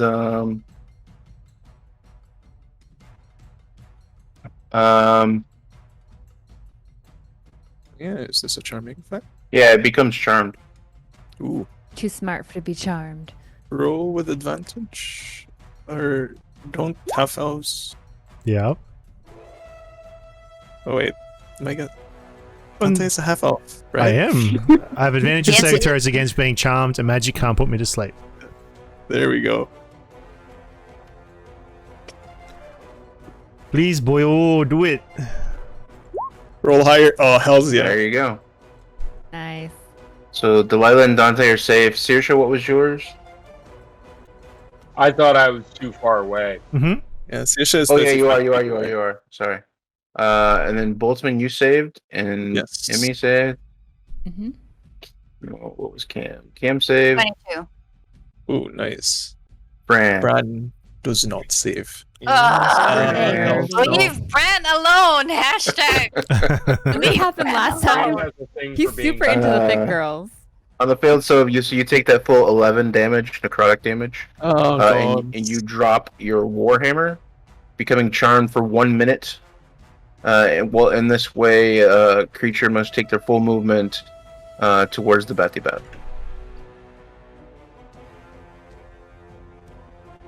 And unless you break line of sight, but you do get to re-roll after every turn. Okay. First, yeah, she does that as her opening move. Dante, you are top of the order. What are you doing? Well, seeing that, how high up is she in the tree? Like, can I reach her, or is she like 40 foot up in this? She is on the ground. She's sitting on the ground. Her legs are in front of her. She's about 10 feet sitting, but she's at the base of the tree, and she still has a few vines that are wrapped around her, so she doesn't look like she's moving away from the tree at this moment. She is attached to the tree. I mean, no, he's going to attack. He's instinctually, he sort of looks back to Delilah, sort of, you know, making sure she's sort of giving her the look to stay put. And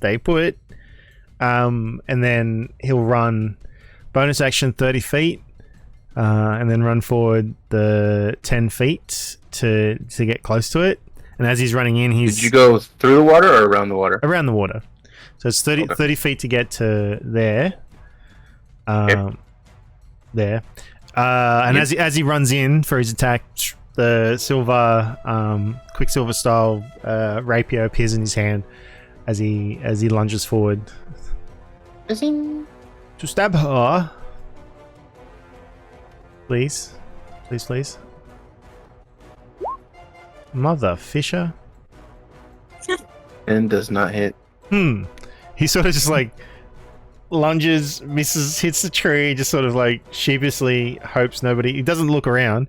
Sheepishly hopes nobody is watching or notices as he sort of pulls it back and almost embarrassingly steps back to here, pretending nothing happened.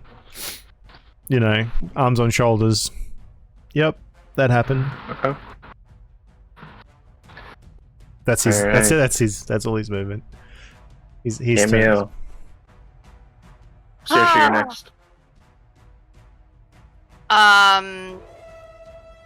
Oh God, Camille does not like the reaction, but she was unfortunately expecting this. And so with grit teeth and kind of shaking her head, she holds her Binu blade and strikes. Hopefully, causing damage? We shall see. Light her up.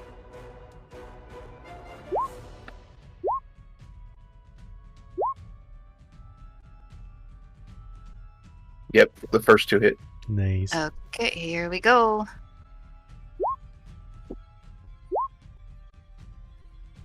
That is 18.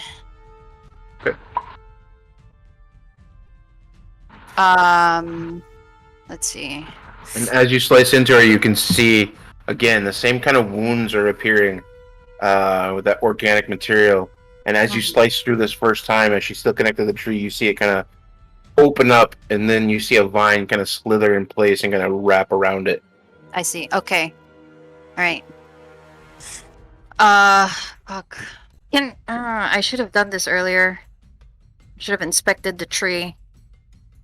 Darn. Can she still do that? It would take an action to do a full inspection. Oh, frick. Okay. All right. I think. Yeah. I'll end my turn there. What were you trying to inspect or look for? I just wanted to see if that was the source of her strength, or if this has anything to do with her at all. Yeah, when you see the vine kind of wrap around her, you can see there's some sort of interaction, because as soon as where you swing your blade and it cuts her right across the stomach, and you see this vine almost instinctually kind of come after the effect and wrap it and almost cover it as a way of protecting it. Okay. All right. So to this, Camille will only go with her hunch and shout to the others that they have to attack the tree. Noted. All right. And she will stay put. She will stand where she's standing right now. And Okay. I'll end my turn.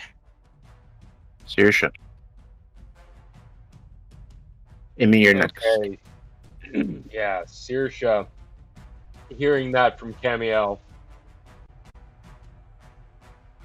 she is going to use a bonus action to light a fire arrow and shoot it at the tree. All right. That's going to be, so I don't know if you want me to actually, yeah, I'll make an attack. Here's the attack on the tree. Yep. The fire arrow should be an extra 1d8, I believe. Yeah. Yes, deals 1d8 extra fire damage and ignites flammable non-magic materials that are neither being worn nor carried. Okay. So, Is here's it- the... Roll the damage. Yep, that is a full damage, so 6 So she piercing, takes 4 10 damage plus fire incrementally. Yeah, and that was at the tree. Okay. And then she's going to take another shot, but this time she's going to take a shot at the creature. Okay.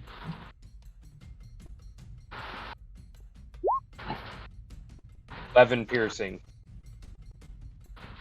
Okay. If a 20, I'm assuming a 26 hits. Yes. Okay. And since she used her bonus action and her 2 attacks, that will be the end of her turn.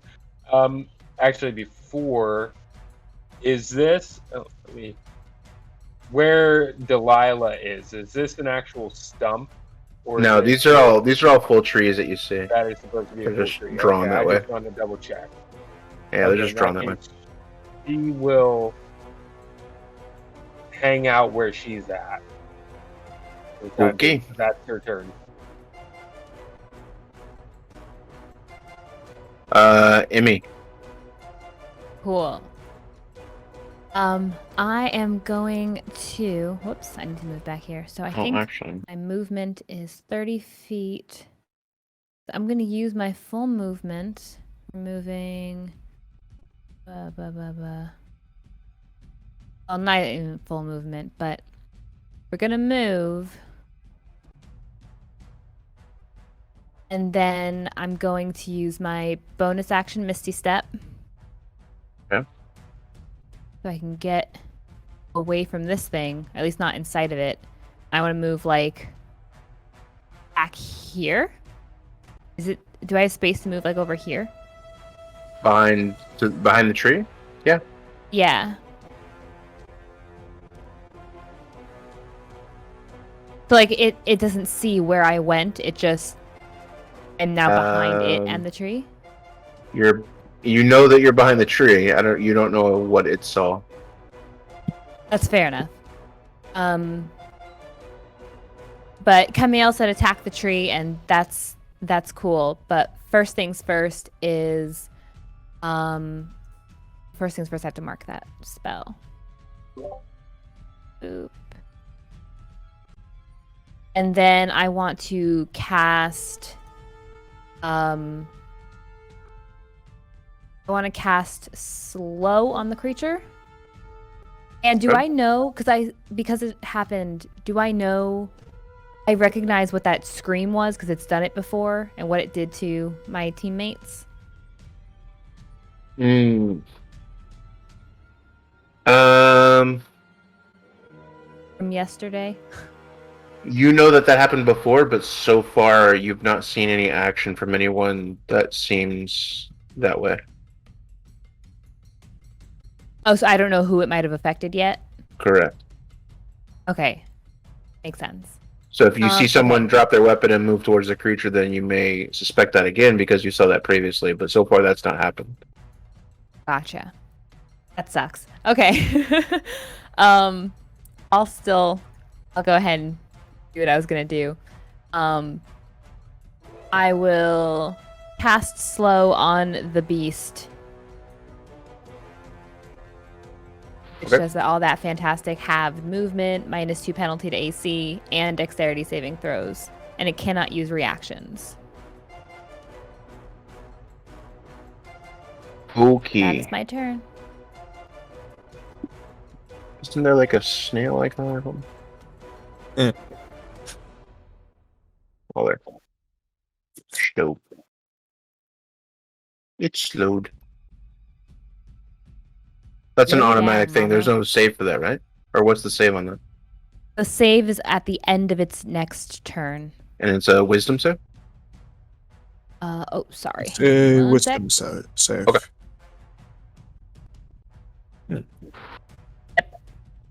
DC 15. Okay. Delilah's turn. Delilah will move over to here. Back behind Saoirse, but she will move back there. So she's hidden behind the tree. She's not going to get involved unless she needs to.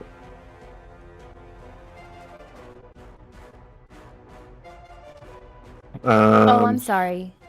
It gets to make an immediate attempt at the save. Each target okay. must succeed on a wisdom saving throw. Okay. It will make its roll.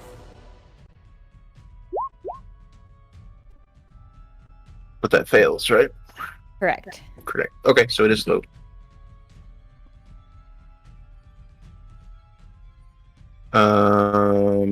Delilah goes and hides. Boltzmann.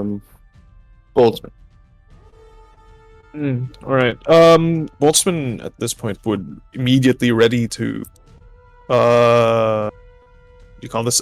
He's aiming at the tree, with his firearm, but then, he would like to look around at first, just look at his teammates.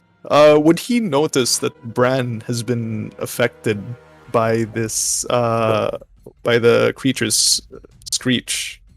So far, he has not made any movements, so he has not dropped his weapon. There's nothing there showing that he's been affected.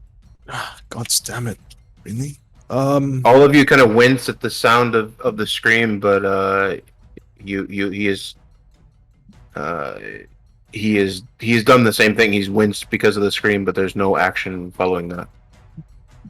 All right, and well, seeing this, what Boltzmann will do is he will move he will move right beside, right in front of Dante, just behind of Camille, Mm-hmm. and he will pull out his trusty Barnabas, and currently he will have Barnabas activated into he will have Barnabas put Barnabas into a flamethrower mode. Okay. And see Camille, you just see Barnabas just skittering right beside you. Mhm. And I will use my bonus action to activate Barnabas. And you see this construct spew out a gout of flame up to 15 feet. So it should will it be within range of the tree as well? DM? The flame? Yes. I'm sorry, what was the range on that? It Or is what's 15 its- feet. It is a 15-foot cone. So it should also affect the Batibat. Yeah, it would affect it like kind of above it. It's kind of big enough where it's blocking most of the tree, but it would definitely hit some of the tree. Alright. So the Batibat will have to roll a DC 15 dex save. While I roll, where is Boltzmann's? There it is. While I roll for damage, which is just 6 fire damage. Disregard the 4, I'm sorry. Why is that still there? That's just 6. Missed it. Yeah. Okay. So it takes full 6 damage. And the tree does as well. Yes, it does. And Boltzmann will move 1, 2, 3, 5, 6, right over here. Right beside Brad. And that is my turn. Yeah.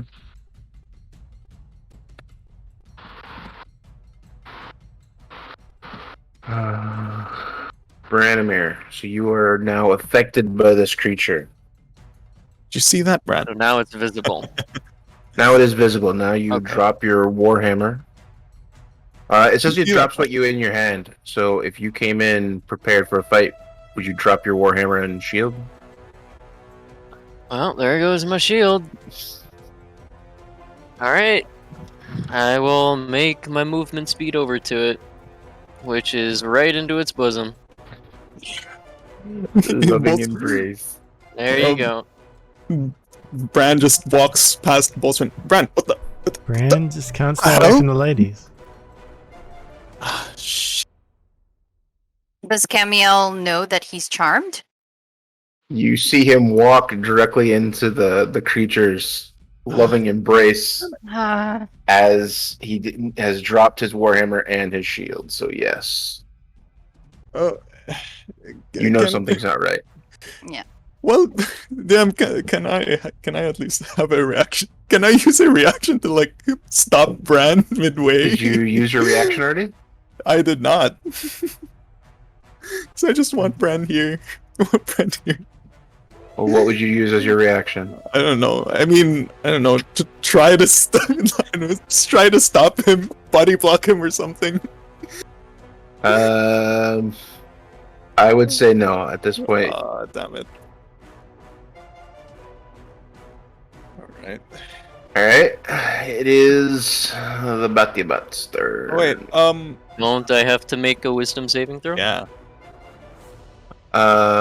Yes. At the end of your turn, you make a wisdom saving throw. Alright, Well, make a throw. let me do that. Let the power of But- friendship. Fuck's Oh, hells sake, yeah. Where was that? Where was that Yep. in the beginning? Wow. Oh my god. So you shake your head and snap out of this daze, and you are now only inches away from this creature as it reaches out and grabs you. No! Damn it. Leave Bran alone. Alright.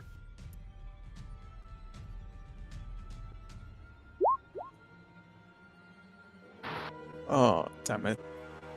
Oh fuck. And with that, it will damage. Reaches out and pulls you into its embrace. Again, pulling you in and crushing you with its arms up against its chest. And you see these vines kind of slowly move in, or not slowly, but kind of move in around its arms and embrace you and hold you even tighter. So is that 2 attacks? No, Is that's that just 2 the one. attacks? That's just Oh, okay. one. The second is the damage. Gotcha. 21. And you are now grappled.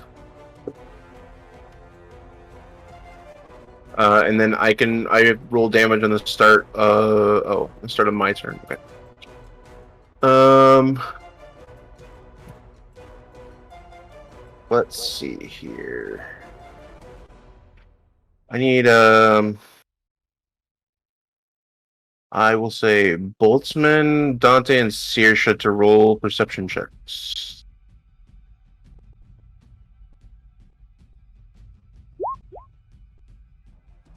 He's...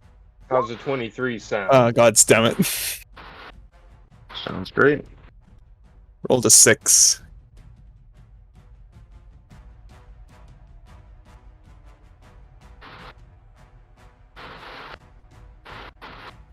So as you see the creature kind of reach out and grab Bran, you also see movement.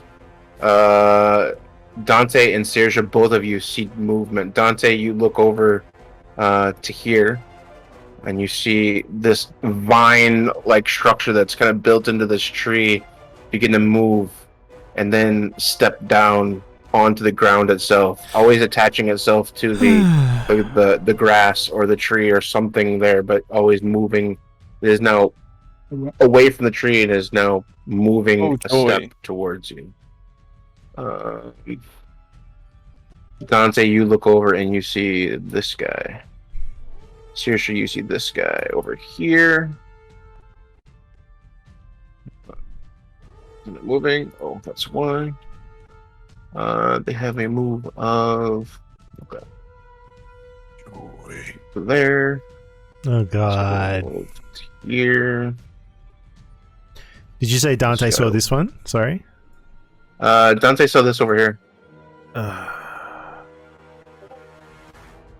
Saoirse saw this one then? Yeah. Okay. As these plant-like creatures detach from the trees and from the ground that you saw them and start moving slowly towards the group. Top of the round, Dante, it is your turn. Wait 1 second. Does the Batibak get to save on its wisdom throw or slow at the end of its turn? Yes. Okay. End of the turn. Wisdom save. Miss, damn it. Come on. That Misses. Hey. 11. It is Hell's still yeah. slowed.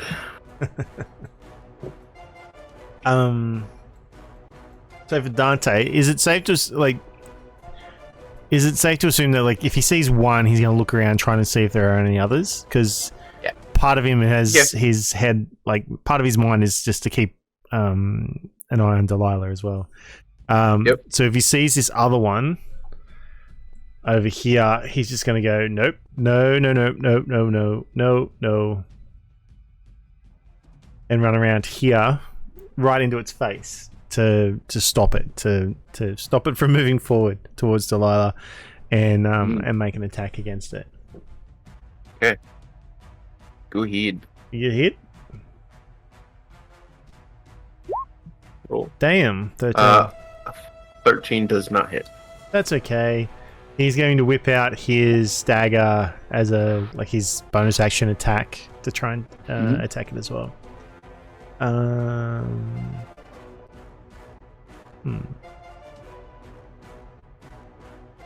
think that should actually +1, but no, it doesn't matter. Well, Dante is absolutely silently broken from the night before, so he's not going to be much help tonight, I'm afraid, guys. Dante runs around the pool, the pond, reaching out, slashing at the creature, and as it slashes through, it just completely goes through the creature itself. And as it kind of slashes it back up with the dagger slash, again, not making contact. Far enough away, trying to keep your one eye on Delilah, not focusing on the creature fully. He also dropped his buckler for that, so his DC is only 17 at the moment. Okay. Cameo, and Saoirse's next. Okay, Camille will do hopefully a very effective thing. She is going to reach out to the Batibat and touch the emblem on her armor, and she will channel divinity for Turn the Faithless. It has to make a wisdom saving throw. Okay. So as you touch your own armor, you touch your emblem, you reach out and you touch this creature, and as you do, you have flashes. You have flashes of images of darkness kind of going through your mind. You see a flashback of a forest. You see a flashback of images that you've repressed and tried to hide away, and things that you don't normally think about. It tries to push through. Actually, roll a wisdom save first. Oh my god, why? Wisdom, come on, baby. Oh god, 15, 16. 16 saves. And as you touch, then it will make a wisdom save back. As you fight back against these images that this creature is throwing upon you, you fight back and you force, and you see this white energy radiate from Cameo. Fail. And Yeah, it that's fails. fail. Yes. Yes. Turn to Faithless. Turn creature must spend its turns trying to move as far away. Move to a space within 30 feet. It can't take reactions. For its action, it can only use the dash action or try to escape from the effect. So it will stay this way until someone hits it. What's the name of this? I want to read it. Sorry. Turn to Faithless. Turn the Faithless. Yeah, channel divinity. Okay. I believe I don't know if the plants or can they be affected by this? Are they considered fey?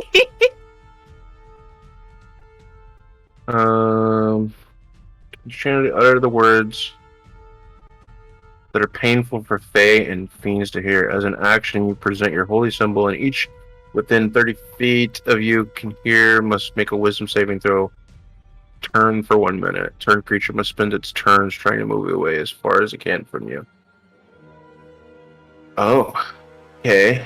So it can't make reactions.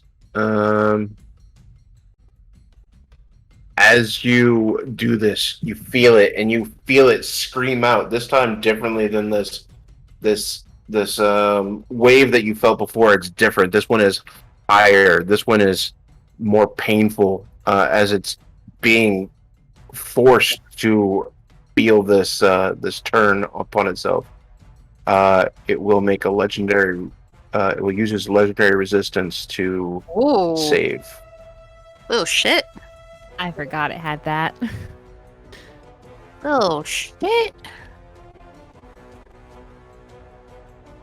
Is that your turn? Just wanna make a quick question. Did it let go of Bran? It still has brain. Oh, come on, DM! It is grappled. Damn it! You see her arms kind of move up, but you still see these vines that are attached to her and to the tree that are still wrapping Bran and pushing him completely up against her. Okay. Alright, so if that's the case, then she's going to tell the others that not to attack the Batibat, but to continuously attack the tree. I don't know if that's doing anything, but here's hoping. And I will end my turn there. Okay. Saoirse, and then Emmy. Okay. Just again, was it this one that Saoirse saw over by Boltzmann? You had saw the one that Dante just attacked, but now that you see it and you've had a moment, you can see some of the other ones as well. So you do see the rest. Okay. Okay. Seeing that Dante has engaged the one closer to her, and Delilah, she's going to turn. Mhm. Seeing the one close to Boltzmann, she's going to take another fire arrow, take a shot, using her bonus action to light it. Let's see, where is it? So here is the attack. Oh, What Yeah, is that up was with the- our rolls tonight? yeah. Well, she'll try taking another shot. Seeing the fire arrow miss, she's gonna take another shot at that one. Okay. No, 11? Probably not. 11 does not hit. Yeah. So as you see your fire, you light your fire arrow. When you look up, you see Yeah. that now Bran is just attached to her. Her screaming at the thought of Cameo doing this spell in her and trying to resist, using all of her energy to resist, and you see Bran in the distance, and so you pull at the last second, move away from your arrows. Okay. Yeah, and then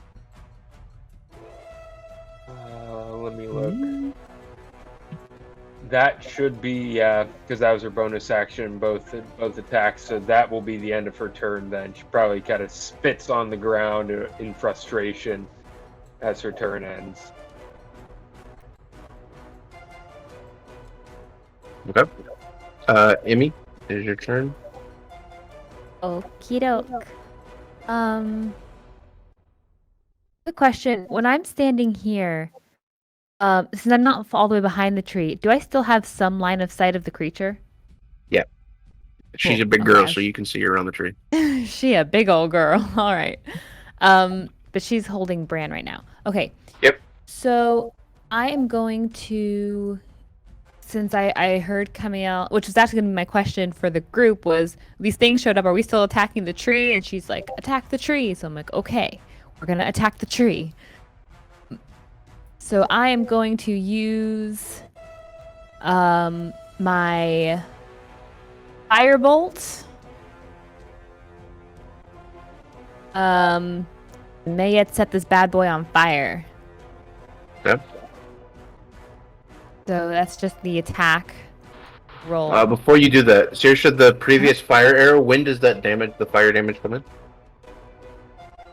So it's The on fire damage is effective immediately upon a hit. At least that's how I read it from. And then does it continue every turn? As long as it's non-magical, put out. not being worn. Yeah, Okay. anything not being worn that's non-magical, that's also flammable. Do you Should be roll on for that, fire. or does that just happen?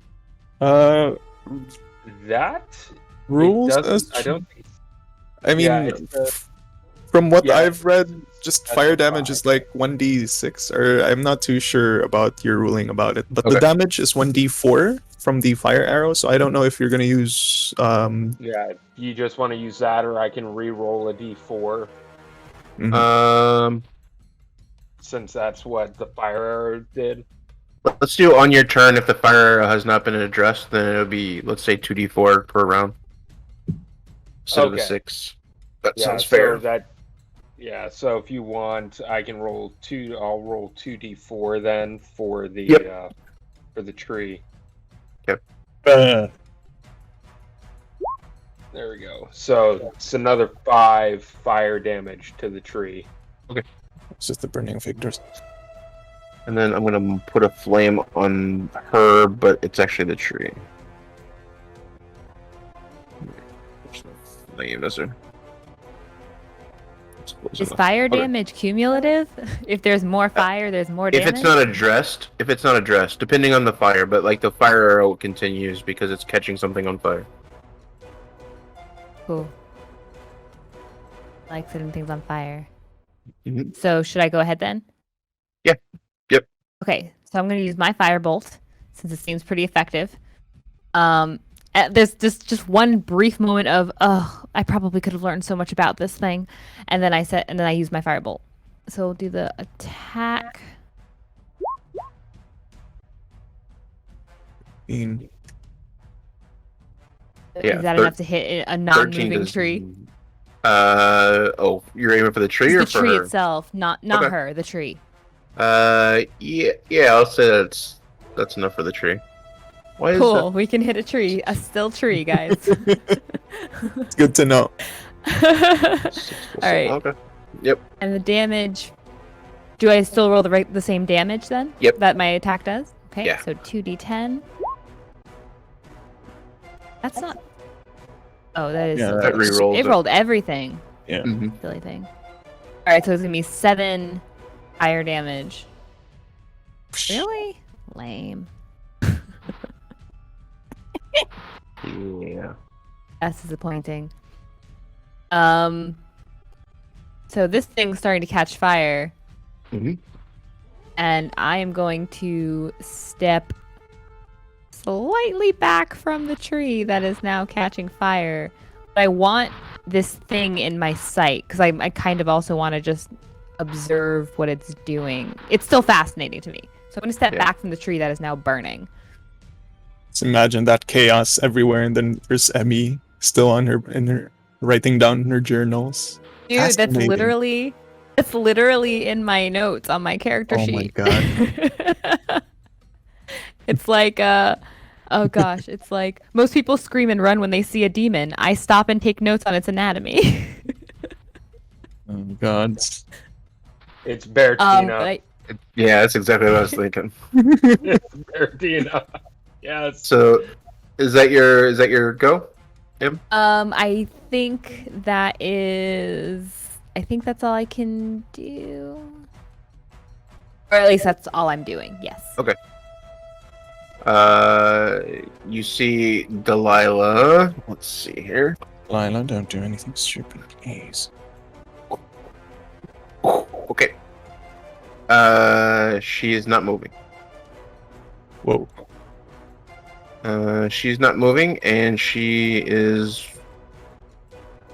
Yep, that's what she's doing. Boltzmann, it's your turn. Alright.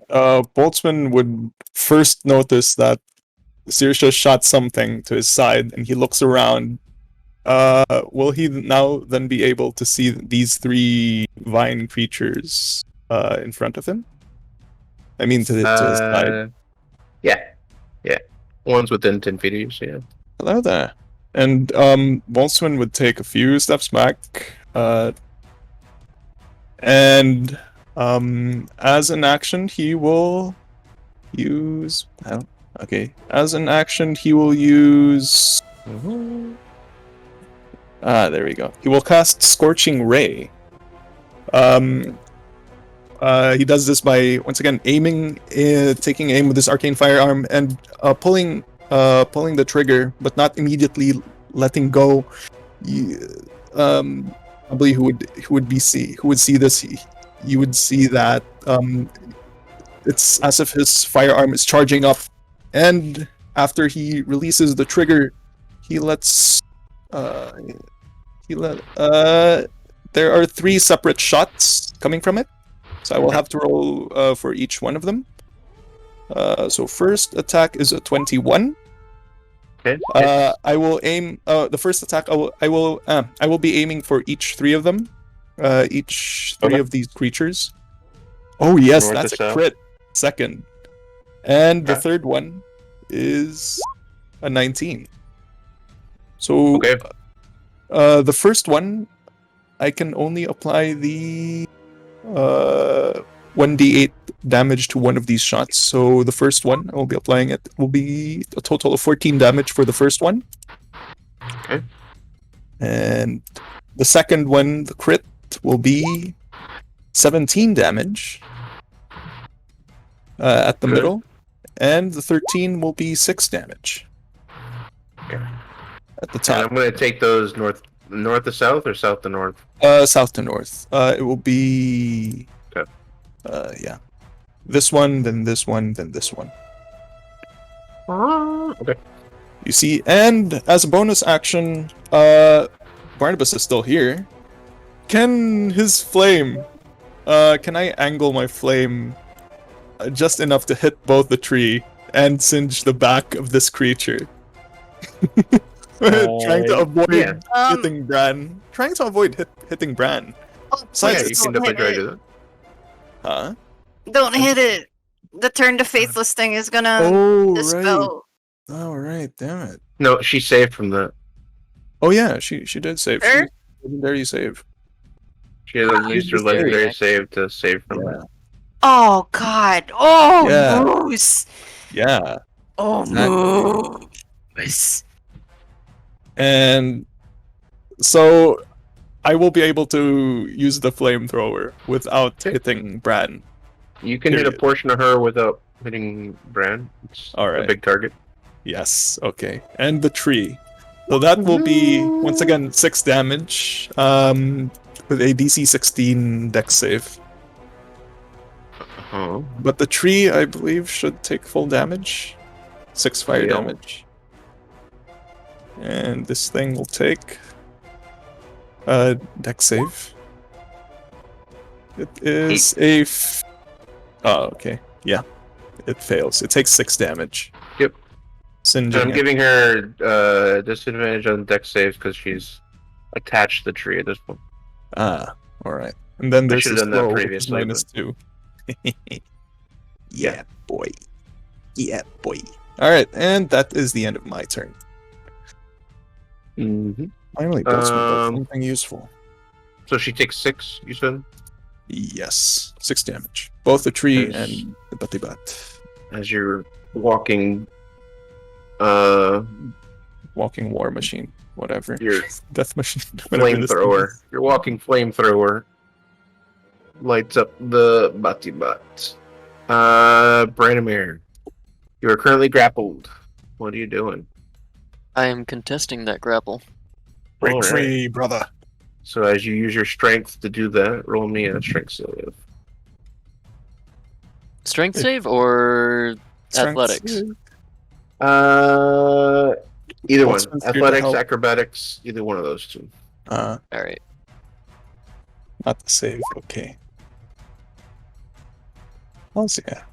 Plus 2. 16. Is that a 18. save? No. Yeah, Oh. the DC is 16. Hell's yeah, Bran. So You you make are it. free. You are now released. You push away and you take and you rip down at these vines that have now taken over in, her arms and kind of are pushing you up against her. You reach down and rip them off, and you are now free. It is still slow. Alright. Hell's yeah. Do I still have my movement or? Yep, that was your action, so you still have your movement. Alright. Shit. She can still make a reaction against me. No, it cannot, because it's slowed. So Apparently slow. She doesn't get a Yeah, reaction. no it reaction. cannot. Unless No it's a reaction. legendary reaction. You can just run off. Yeah, I'm just gonna run back here so I can pick up my Warhammer and shield. Pick up your stuff. Is that an action or is that a what would you deem that? No, that's a free action to be able to pick up your stuff. Alright. So yeah, Bran would pick up his shield and his Warhammer. And you still have your bonus. Yes, I do. Let me see what I can do here.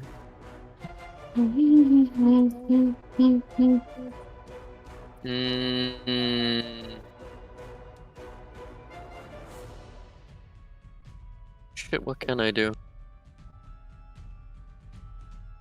Well, I'll just do my basic rotation, and I will bring out my spiritual weapon. Oops, not there. That is 30 feet. Yeah, it is. I will target this one, and I'll attempt to make a. Wing away.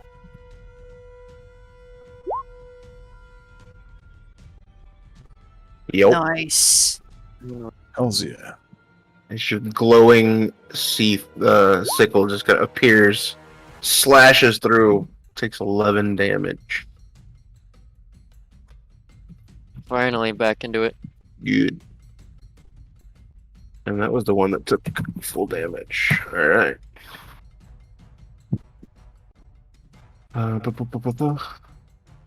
Okay. You're done with your turn? Yes, I am done Okay. with my turn.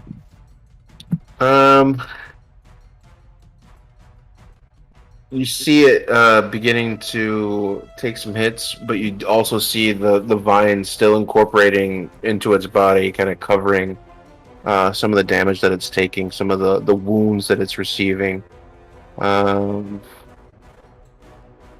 Let's see here. Is the fire not doing any damage to said vines? The fire is doing damage to the vines into the tree. Okay. See,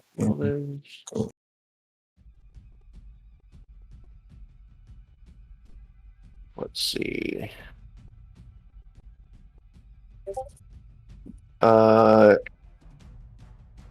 You see it kind of scream out as Bran kind of pulls itself away and runs from the outside of it. It will kind of gather its strength, kind of pull in its arms, and then pull them into an X, and then push out as hard as it can, pushing its arms like almost like a Wolverine stance. And when it does that, you see the earth underneath you begin to shake, and a straight line of vines here we go again. happens from here. So I'm going to say that Cameo and Boltzmann will both have to be affected by this. Alright. Barnabas There's is no safe. save to that? Hmm. There's no save. There is a dex save. Yes. Yep, dex save. Fuck. By the Okay. power of friendship. That is a 16 for me. Oh man, 7. 7. 16, Okay. 16 saves. I don't think even adding a +4 to that will save. 5, 9, 11. I'm sorry, Camiel. It's okay. So, Boltzmann, you take half damage. 6 damage. Cameo, you take full damage. Full damage. Yeah, I can kiss my ass too.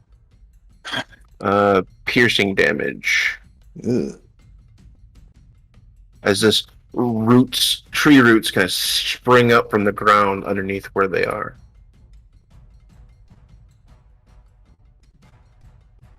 And then fade back into the ground. Whoops, what just happened? What's up?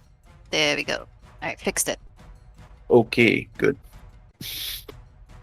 Dante, the vine creature next to you will make a attack. Yep. It will not move, so it'll use 2 attacks. DC First, it 17. will try to slam forward.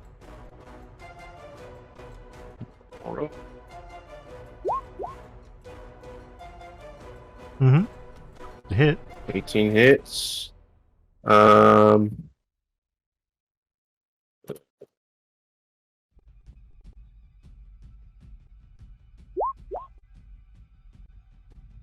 Yay. You take 13 damage. As it kind of reaches out, the vines reach out and kind of grab and push up against you. It takes its full weight of its vine and kind of almost catapults into you, slamming into you. So was that the attack? The second one was the attack. Okay, sorry, I didn't say 46 plus 2. I didn't Yeah, say 13. I didn't say the damage. It's messed up because it's a homebrew one, That's but yeah, good. it's 13 damage. 13.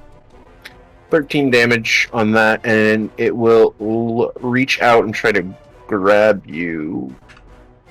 No, as it- not again. You see the vines kind of reach around and try to take you in.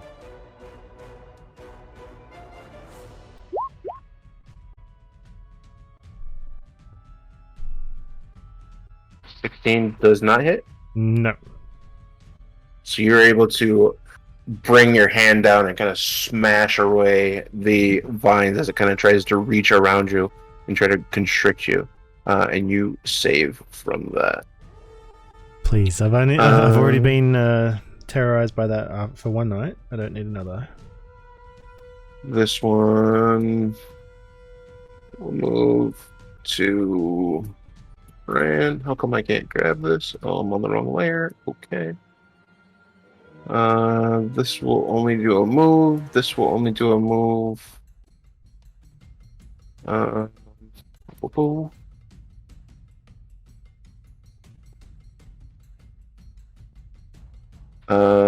Bran, it will try to reach out and will only make one attack. It'll make a slam attack on you.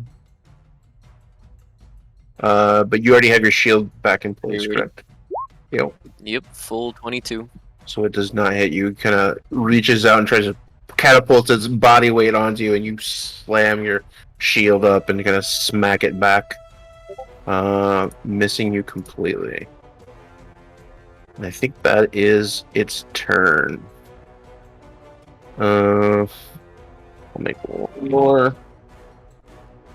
Okay. Dante, it is your turn. Yay. And then Camille next. Well, seeing how touchy-feely this one is, I suppose Dante is just going to continue to try and stab at it. So he drops his knife and... Oh, wrong page. Knife. And uses his liquid rapier. Please only say it that way from now on. Knife. Knife. Alright, gotta sound like a bumpkin. Fine. Knife. Bogan. Thank you, Bogan. I was saying yes. bumpkin for the crowd, but Bogan. That's exactly right. Bogan. I'm from the coast. Bogan. I'm from the coast, so a bogan is the correct lingo there.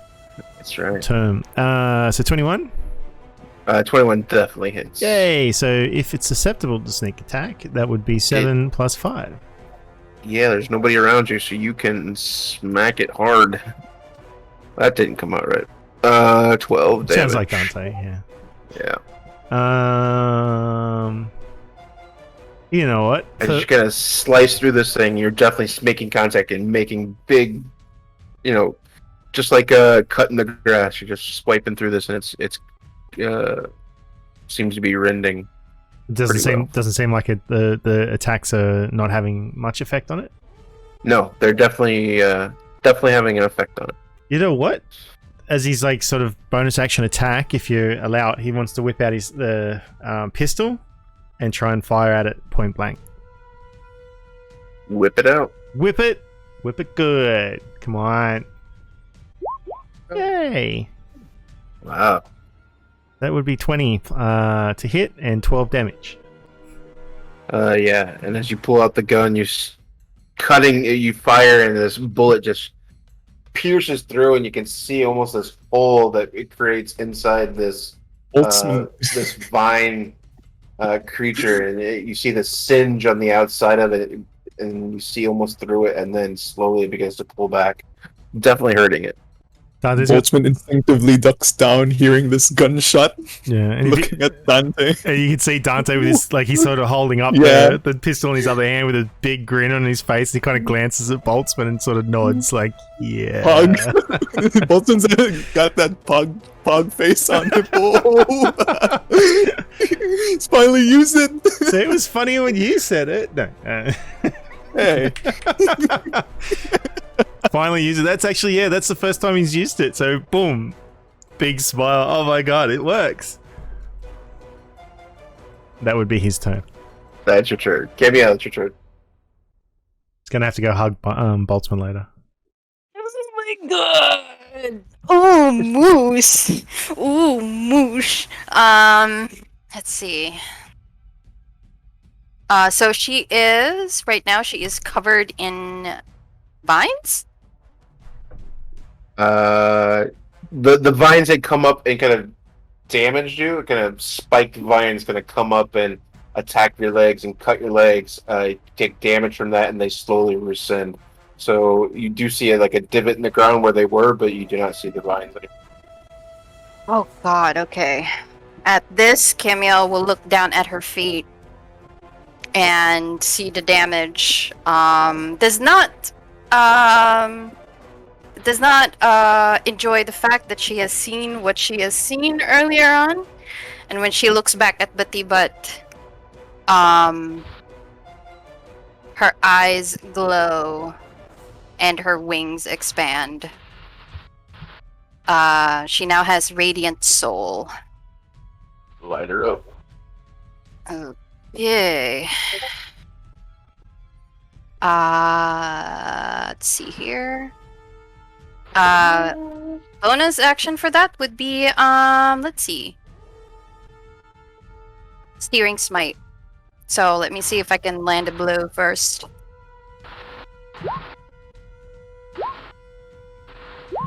Yup. That 25, is that a crit? That is a 19, son. It's a 19. Oh, got it. Alright. But you get the Beanie Blade, I think crits at 19, doesn't it? Yeah, the power of rebirth.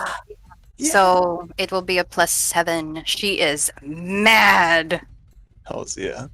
Alright. 22 damage. Oh, it does a bonus radiant damage equal to the user's paladin level. Yeah, it's plus Yeah. 7. 7. Yep. Alright. Let's do this shit.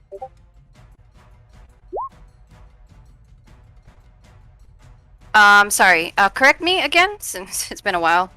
Searing Smite, it's only for one attack? Or all three? One attack. One attack. One attack. Alright, got it. Thank you. That's a +7 as well. So 16, it's 12, 22, 27 plus 7? Is that right? Mm-hmm. Damn.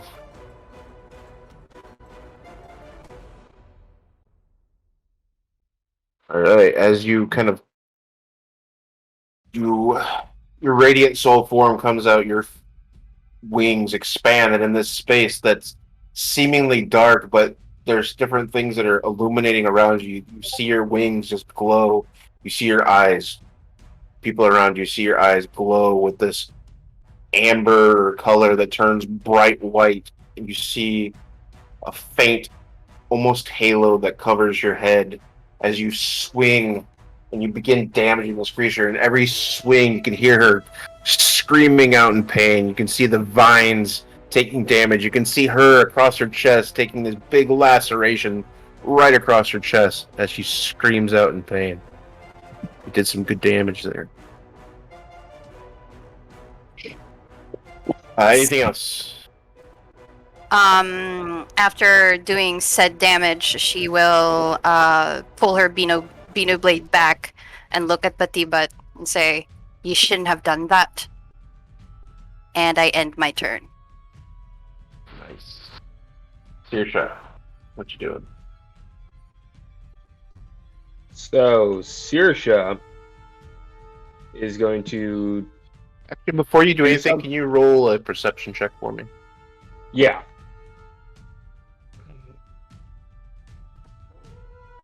Oh, these freaks.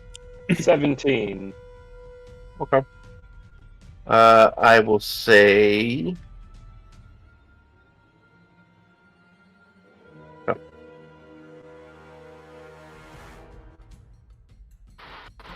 I say that you kind of look back, looking at Delilah, just checking for a moment, and you do see another creature that's been creeping up behind. Okay.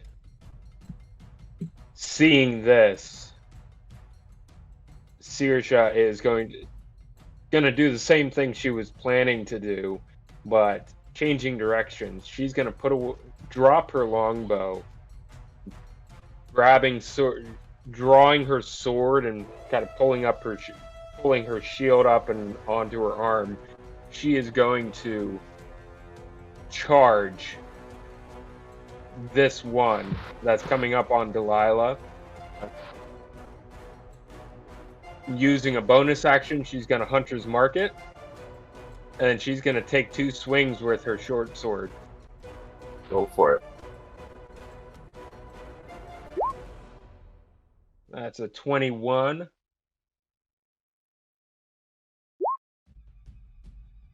Two 21s, so it should be 5. And then Hunter's Mark. Let me just mark that off too.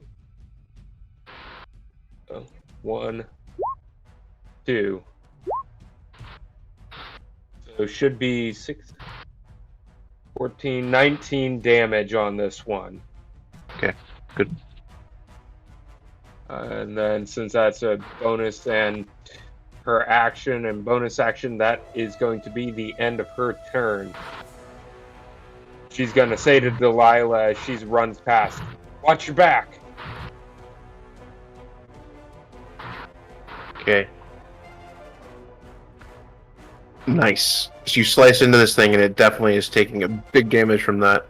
Looks hurt. Definitely looks like it's taking good damage. So, Emmy, it is your turn. Okay. Wow, there's a lot going on here. Okay, and she's been focusing on this tree. Are we still attacking this tree? Have we noted that the tree on fire has been affecting the Batibot? The tree is definitely on fire. You do see some vines that have kind of fallen off here and there. Not a huge amount, but there are a few vines that have fallen. Oh, and actually, speaking of real quick, do you want me to roll another 2d4 damage? Yeah. Go ahead and do that. Okay. And then you can roll your Emmy, you can roll damage for your firebolt from last time. You get a per round. Fire damage? Yeah, for fire damage. Alright. Fire damage. I think it's 210. It's another 11 damage. Okay. So the tree takes another 11 plus 5. Okay. And I think we also noted that the turn the faithless was recovered. She's not affected by that. No. Correct. She was not affected by that. She saved. Okay.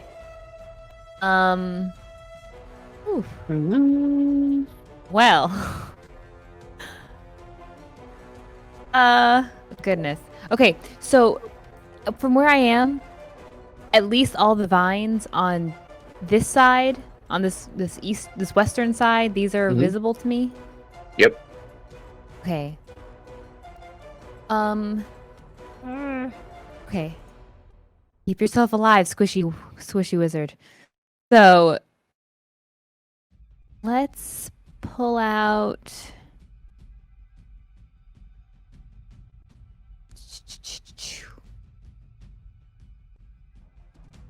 Okay.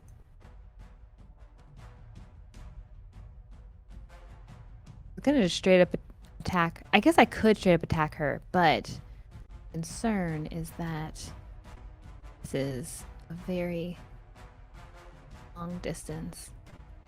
This row here, I don't know if you can see the arrow I made. Yep. That's a straight line, and that still hits her. Yep. Excellent. Let's throw down some lightning on this poor. Is she still dripping that oozy stuff when she gets slashed up? You do see a little bit of it being so close to her. She has not taken a huge amount of damage, so it's not like a great deal. And you see the vines kind of covering up wounds, keeping them from leaking as much as they were before when they were just open. Okay, and the vines are coming from the tree. The vines from the tree are kind of wrapping and protecting the okay. Batibot. And forget her. We're gonna keep up with the tree. I'm going to cast lightning on the tree. Okay. Roll it. Let's see. Let's cast it at. I think I can cast it at 3rd level. So it is. The tree can't exactly make a dexterity saving throw, can it? No, it does. Automatic fails. Excellent. Once it stands up. So let's cast the. Let's throw a damage for lightning bolt. And as the tree stands up. No, sorry. It is actually an ent. True moves. The tree moves aside. Right? Just like leans, like just a quick like Neo dodge from the Matrix. 32 damage. 32 damage on the tree. She lights this bad boy up. All right. Which also further ignites it, I guess. It says lightning ignites flammable objects in the area that aren't being worn or carried. I don't know if that does additional fire. Instead of 1d4. Yeah, once it's on fire, it's kind of already on fire, and since it's not being put out, you'll still roll your damage from the other one, so it just continues to be on fire. The fire wouldn't increase. Okay, cool. Cool. With that, I'm going to move. Oops, I'm on the wrong thing. I can't move at all. She looks like she's pretty busy focused over there. I'm gonna move here. Keeping to the bushes to the side while the thing seems to be having a fun time with Camille. So that's movement and action. I don't have any bonus actions I want to take, so I'm good. Okay. Good. It's your turn, Delilah. Delilah, seeing Saoirse, was definitely surprised by the plant, the vine creature coming at her. She will move.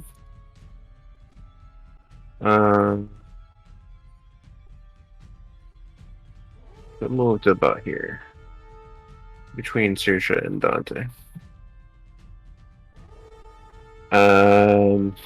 But will raise her sword, but will not do anything. It says it for ready. Boltzmann. Followed by Branimir. Oh, yeah. Boltzmann is once again going to cast Scorching Ray, but he will aim at the tree this time. And 3 shots. Do I still have to roll to hit? No, just roll damage for it. If you're just aiming for the tree. Yeah. So that is a grand total of 66 plus 1d8. Please be good. That is a grand total of 17 damage, while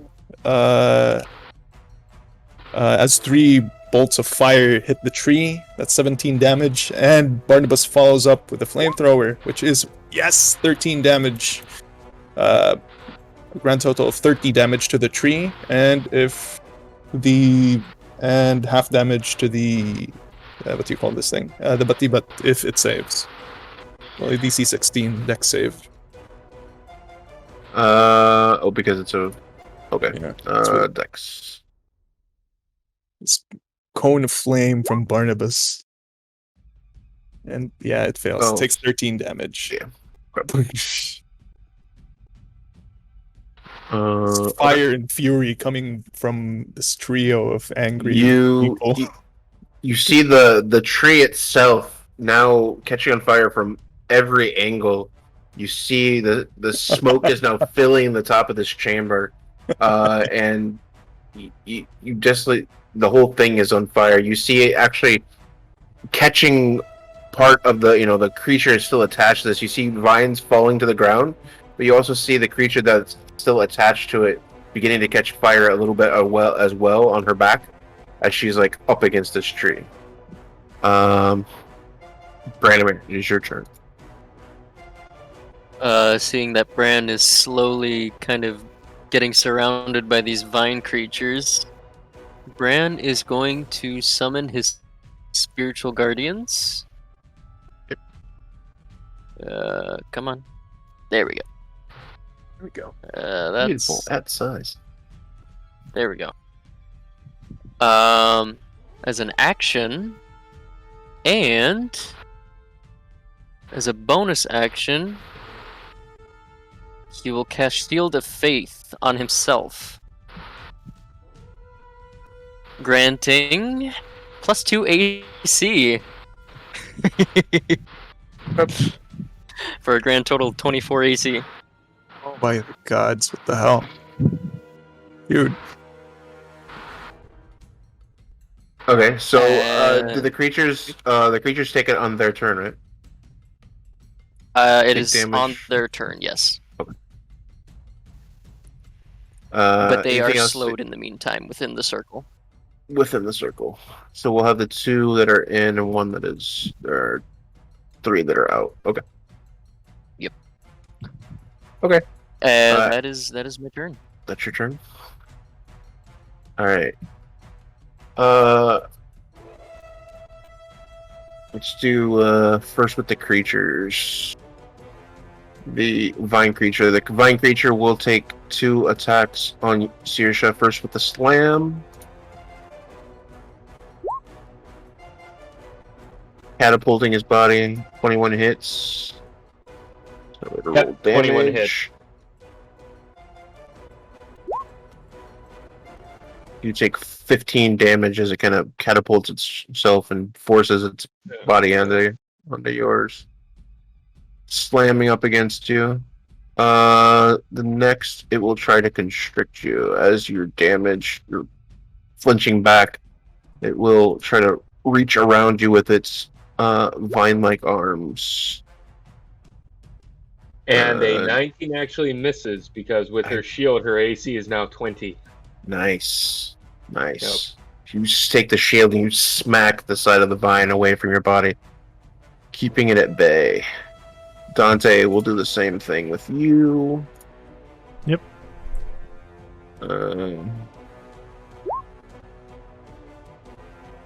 Does not hit with that, I believe and that's it a will miss. do. The second one will do the same thing. It'll do another slam attack, No. and it'll miss both. Lovely. He's still excited about the gun. Yeah.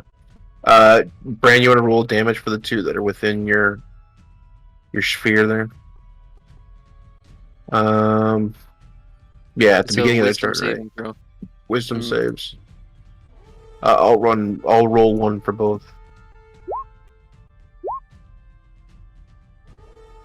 14. Okay, so 17 damage. That is 17 damage. Nice.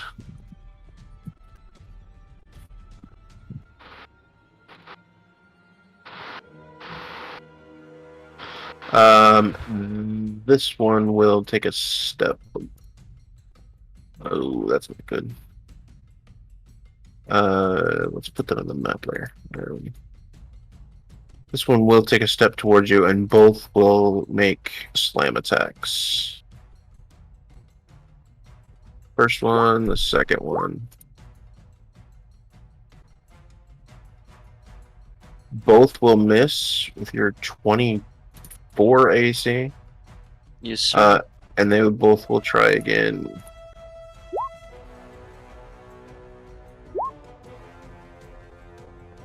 They both will fail. +5.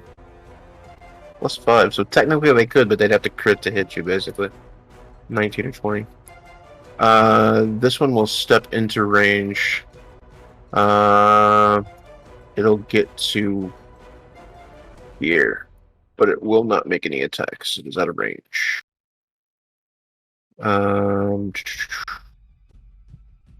The big bad creature.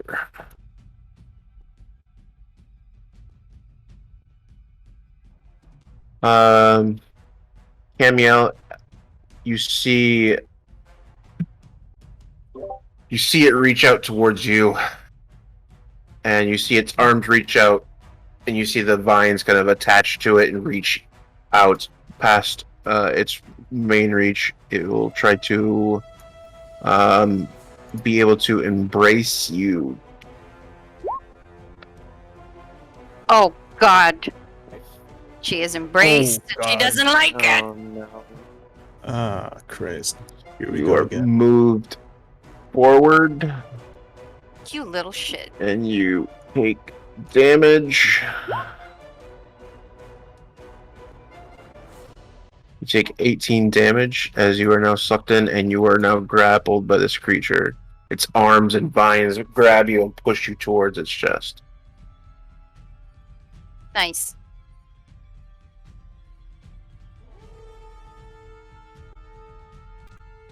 I think that is all of its turn. Yeah, top of the round, Dante. What you doing? Camille, you're next. Sheathing the pistol, taking good care to stick it back in its sheath. Yep. Still with a big grin on his face, he's going to attempt to lunge and stab at it again with his rapier. Do it. Oh yeah, what are you doing? Yeah. And as you hear the shing of the rapier, just gonna see it move a little bit out of its way. A little upset about that. He'll move around, making sure to put Delilah and between himself between Delilah and the creature. Sorry, I had to make a wisdom slow. That's okay. I'm just thinking, sheath the weapon. Yeah, the sheath the weapon's a free action. So, so he'll just put himself bodily in front of Delilah, and that'll be his turn. Okay. Oh, sorry. He will also say, "Don't do anything stupid." Okay. To Delilah. Is she only making one attack? Yeah, I sheathed I didn't want to throw the pistol away, so that would have been like a free action to drop it, but it's sort of like his free action to sheath it. Meaning I wouldn't really get a free action to whip out another dagger. Unless you say so. I'll go with your I'll trust you on that one. So he'll just do that. Make sure he's in between Delilah and the creature. Okay. Camille, you are considered grappled by this creature. What are you doing? My god, and as this thing grapples her, Camille tries to fly away from this thing, but no, it wraps her around, and Camille... Roll an athletics check if you're trying to break the grapple as you're trying to fly away from it. Alright, athletics... It'll be your action to do so. So you can attack it, or you can try to free yourself. One of the two. Oh god, no! Oh! God damn it! Oh shit! Ah! No. Yeah. She's gonna try and flee. Okay. Will she? Shit! God damn it! All right, she'll try. Well, believe in the heart of the cards. That is a 16. 16 is what you need to break it. So you are now considered free. You still have your movement and your bonus action. Oh, my bonus action. Oh. Bonus action to attack. We already talked about this. I mean, like, the smites are a bonus action. Yeah, but you need to use an attack to But I still need to use attack. So, Yeah, got it. All right. But you do have your movement. And it is slowed, so it doesn't have any opportunity on attacks. I see. Okay. Where can she move? Fuck. You can hop on top of the little fire blaster. Let's see. She is actually going to Misty Step. She's gonna Misty Step over here.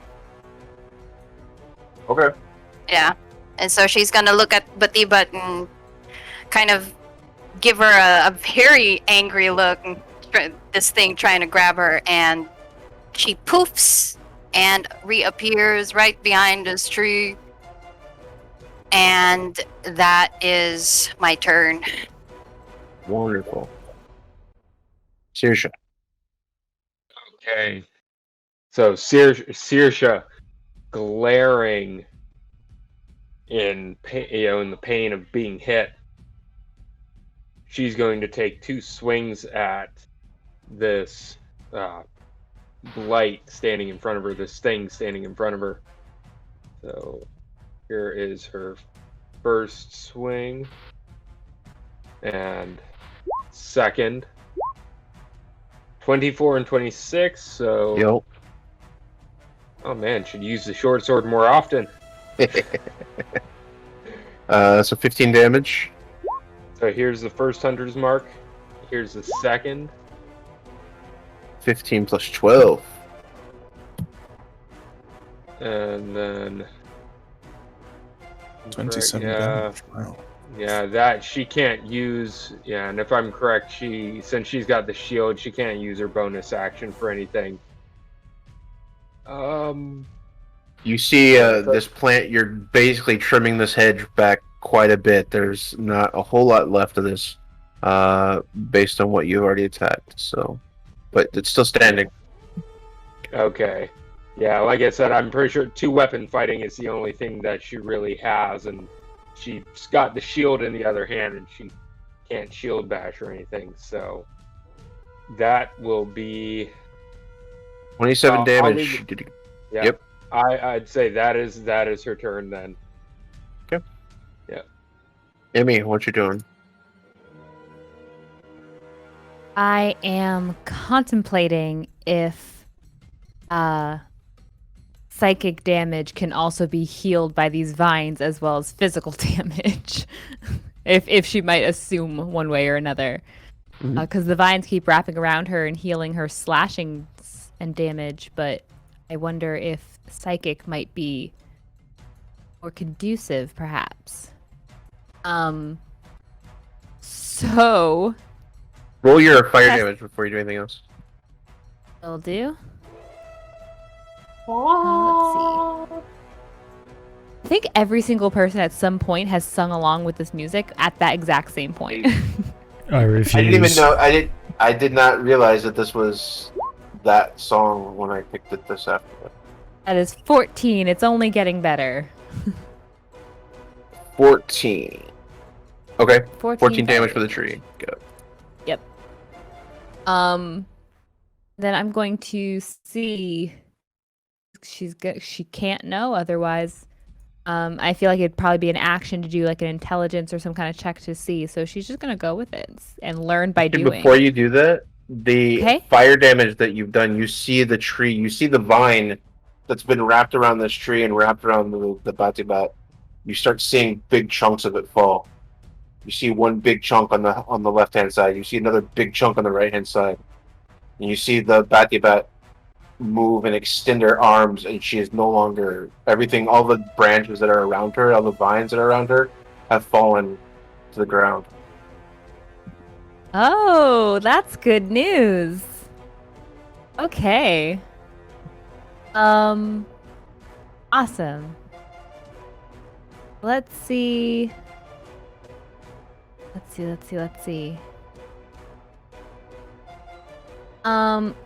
You know what? I'm gonna do this thing I was gonna do anyway. Okay. Because it also helps me in other ways. We're gonna try this out. So, she's gonna kind of focus in on the Batibat, and I'm gonna cast Mind Spike. Okay. At her 4th level. It would be a Wisdom saving throw. Mhm. But I don't think I've used my second portent, which is a 10. All right. So she would have an So it automatic forces fail. her to fail it. Okay. All right, so then we will roll the damage on the Mind Spike. She will take the full damage. Her Plowy. Oh, well. Is 21 psychic damage. Wow. Spicy. Extra spicy. So Yeah, and as you kind of take the spell, you see this blue energy going to leave your hand through your focus, and then hitting the Batibat, who screams out in pain, grabs her head with both hands. Now being free of the tree, you see her kind of move and focus. You see her back on fire, and you see this damage that is starting to build across her body. You definitely do see a lot more wounds now that these branches and these vines have kind of fallen.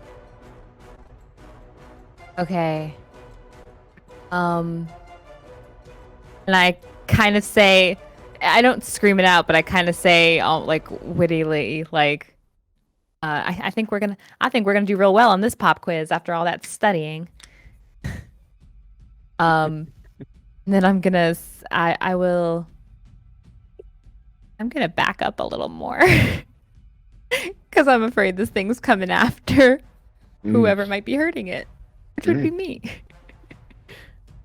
Sounds reasonable. Regular. Delilah. Okay. Anything else you want to do? I'm good. Delilah will take a step back away towards the empty space.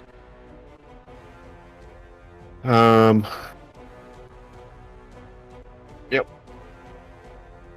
That is her turn. Boltzmann. Okay, I'm not muted. Okay. First, seeing how this creature is now extremely injured, I will command Barnabas to use its flamethrower first, rolling for 10 damage. And is it still alive after that 10? Oh wait. Roll for a DC 16. Wisdom save or what? Dexterity save. Dex. Oh, okay. For the fire damage. Yep. And that is a 19, so it only takes 5 damage from it. Okay. And Boltzmann, using the last reserves of his second level spell slot, he will cast Scorching Ray. So 3 shots from his firearm to the butt. And where is it? Does she get a dex save on that? No. It's a roll to attack. So first attack misses. Oh god. Second attack. Oh my god. Misses. Last attack. 16. Does a 16 hit? Given that it is slowed. -2 on AC. The Mind Spike is a concentration spell. Does this slow a concentration spell as well? Oh yeah. Yeah, slow is a concentration spell. So it would be removed. The concentration spell isn't broken unless Mind Spike is a concentration? Yeah. Mind Spike is concentration. Oh, is it? Ooh. Yep. That's Is what I it? just read. Yeah, it Let me is. I didn't realize. Damn. Yup. Damn. I double whiffed on that one because I was trying to do one of my features, and I definitely read that wrong. But it's okay. This is how we learn. Yeah, it's a concentration, and then does the damage happen? There's a 16. Mind It can't be. The Mind Spike is a tracking thing. The tracking is what stays on the concentration. Right, that's what the So concentration is. you can always know where the target's location is. Hmm. So it is not slowed. So the 16 does. Actually, the 16 does hit though. 16 is a 16. The 12 does not. Alright. So I will roll for damage. 2d6 plus 1d8. That is 12 damage total. Good. On this thing. And as part of the bonus action, Barnabas will move close to me. And yeah, that is the end of my turn. Okay. Bran, Alright, so... you're getting gangbanged over there by trees. Yeah, the Shield of the Faithful is... I'm sorry, not Shield of the Faithful. The active shield effect on me has faded, because that only lasts 1 turn. Okay. So I'm back to 22. Yeah. So... Yeah, might as well use this, now or never. With half of his health gone, practically. Actually gonna do this. Alright, so... How do I describe this? So I think Boltzmann would, if he were to look back, he'd be able to see, I guess, the air. The air would seem to shift and distort kind of like witnessing a heat wave. As this glowing green embers of energy pour out of Bran. And then soon, you see this flash of light as a being appears. What does the being look like? Yes, alright. So you see these massive incorporeal wings, like kind of flash into existence, kind of similar to Camiel's, but I think a bit more luminescent than Camiel's. So you see before you this hooded being. It seems to be like an angelic figure, wielding a massive scythe, actually. The distinctive symbol of the uplifter, the scythe.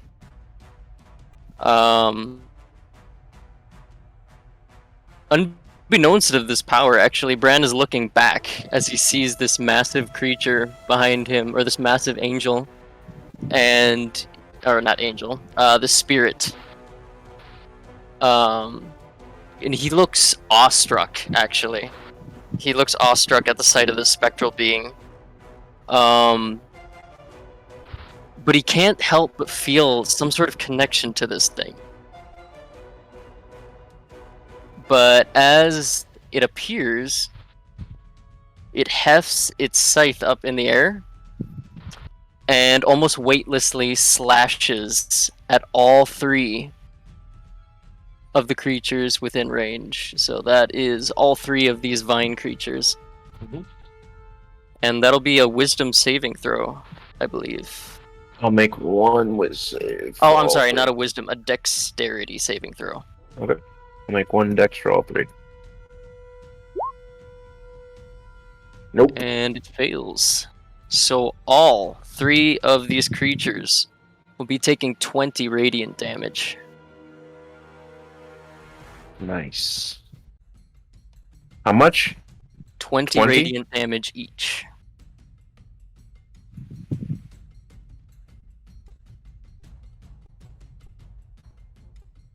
And as it swings through, cutting in half, tearing asunder two of these creatures in full, leaving just the grass, like almost like a poof of grass and vines that just collapses onto the ground. And with that, actually completing 60 damage, the creature actually disappears. Angel of Death. For Good some- God. Some Wow. strange reason, I cannot delete it. So, yeah, there we go. Thank you. And with just as soon as she appeared, she vanishes, There you go. leaving a very awestruck Bran. Boltzmann's right over there Nice. too. He's looking at all of this. Good God. Nice. I think I'm inside of that one. That was. Oh, I have questions for you, amazing. Bran. right? We're thinking the same thing. Like, I need to study this. I need to know. And that completes your turn? As a bonus action. You've got your little scythe with you, right? I Oh. do have my little scythe with me. Come on, little side. Actually, it's perfect too. Smack the Yep. last one. You can move it up. Weed whacker. And spiritual weapon time. Hopefully it hits. Oh, No. Does No. not. Does not. Bran the Nice. weed whacker. Have they already taken the spiritual guardian what was it? It takes on their turn. On their turn. Yeah, roll the damage for the one there. There's already that 10 Right. anyways. There you go. Ooh. 17. Spicy. Hold on. 17, you said? Yes, sir. actually, this one will drop as well. God. I have been waiting months to use that combo. Oh my god. Saoirse, this one will attack you. It'll make a slam attack.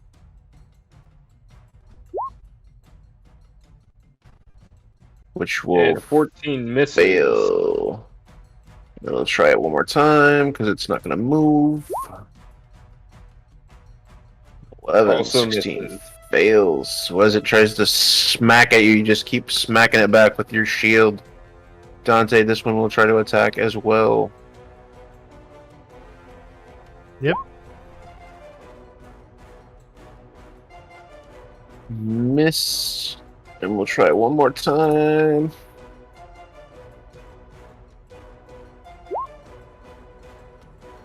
Oh yeah.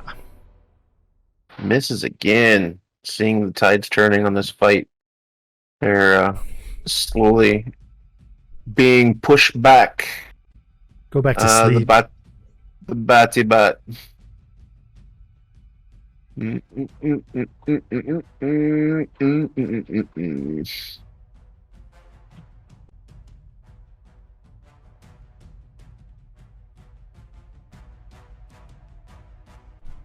Being freed of this tree, having hold of Camiel, and then seeing her weasel or move out of the grasp of the creature and then disappear. It is definitely looking frustrated. You see it. He sees Take a its twig in front of hands. her. You've seen it kind of get down onto all fours, and you see it move and start digging fiercely with its hands. What? It will take its move. It will go underneath the ground where it has a crawl speed of 40. Yes. It's a mole. Things the Uh, mole. It is one with nature, so it will 5, 10, 15, 20. Oh, hell no. Pop up in front Oh, of no. Emmy and will grapple. Oh, God. Oh dear. Here I was trying to move away from it. But I knew it was coming, yeah, because I can track it.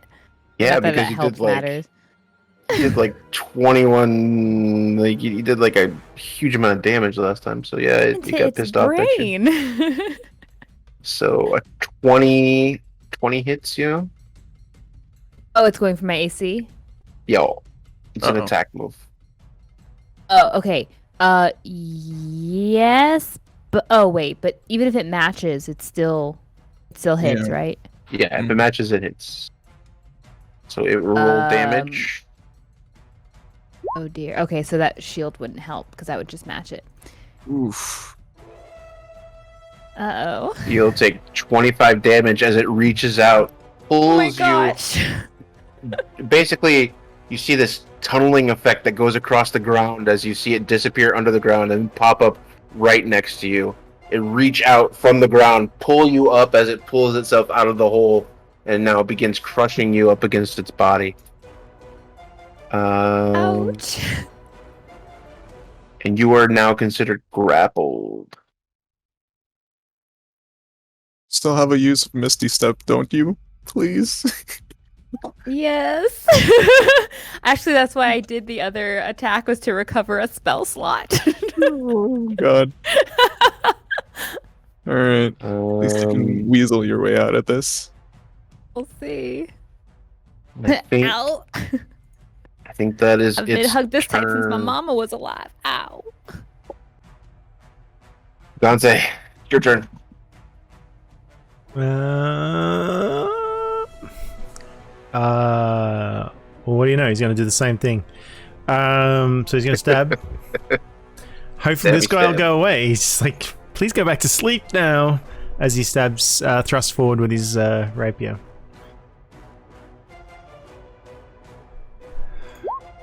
Oh god, does the 13 hit?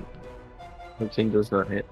Oh my god, you're so fast. And he'll whip out the Ujat dagger this time, and try and stab it in the face, or what accounts for a face for this thing. There's a 23 hit. Yes. Then that would be 25 damage. 25 damage is enough to drop it. Oh yeah. Which one is that? Yeah. Dante's like panting heavily over this thing, looks back at Delilah, just making sure she's okay, then just sees like the remains of 3 over at Bran, and the giant evil face hugger over at Envy, and just like, okay, that was a lot of work for a little gain there. Are you okay, Delilah? Yes, I'm fine. All right. Well, As she kind of looks out towards the Emmy being now grappled. yeah, he makes a run. Makes a run for it around the lake, or the pool of water.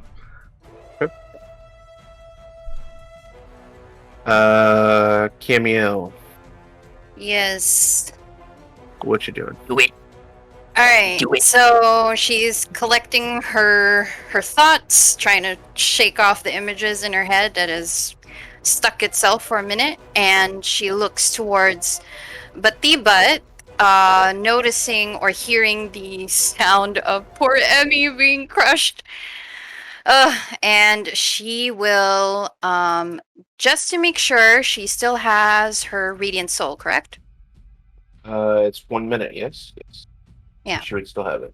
She will take flight and charge into the Batibat with the attack of a Divine Smite. Let me just move her real Kill quick. it. Kill it now. Finish it. Oh, Sheave spin. all right, here we go. She will just fly over her and Smack. completely drop down. And there we go. Bless my rolls. Oh, Ah, God. 21 hits. How's The 15 does just barely misses. 7 misses. okay. Divine Smite.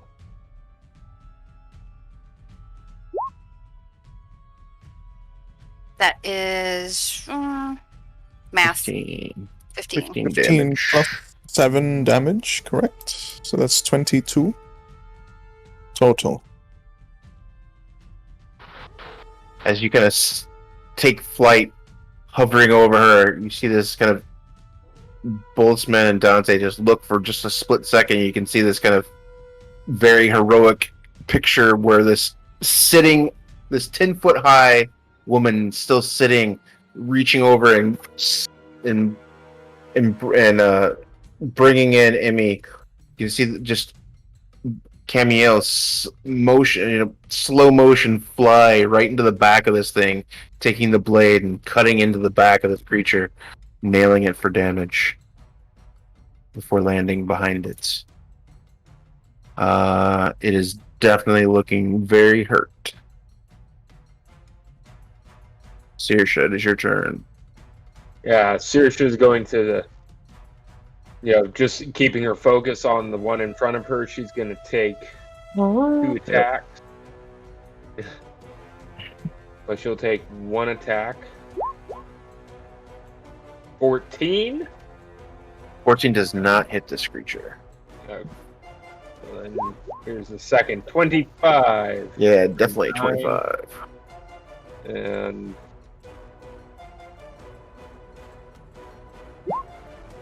so that'll be 11 damage.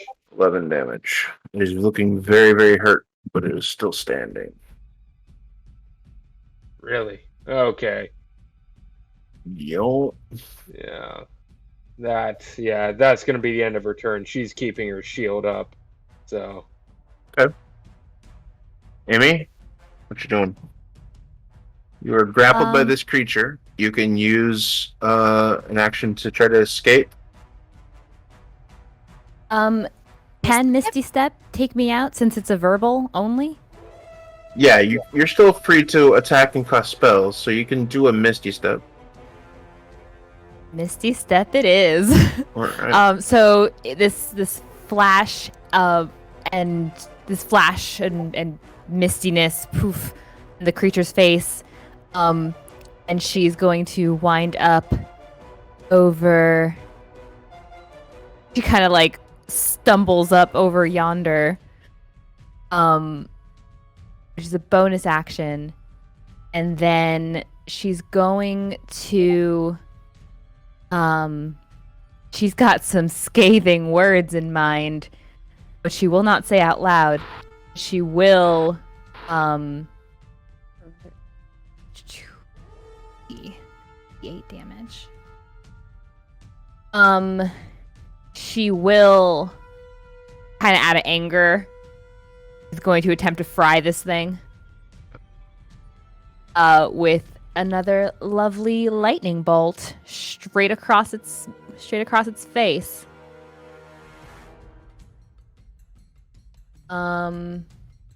Which is a Dex saving throw. Okay.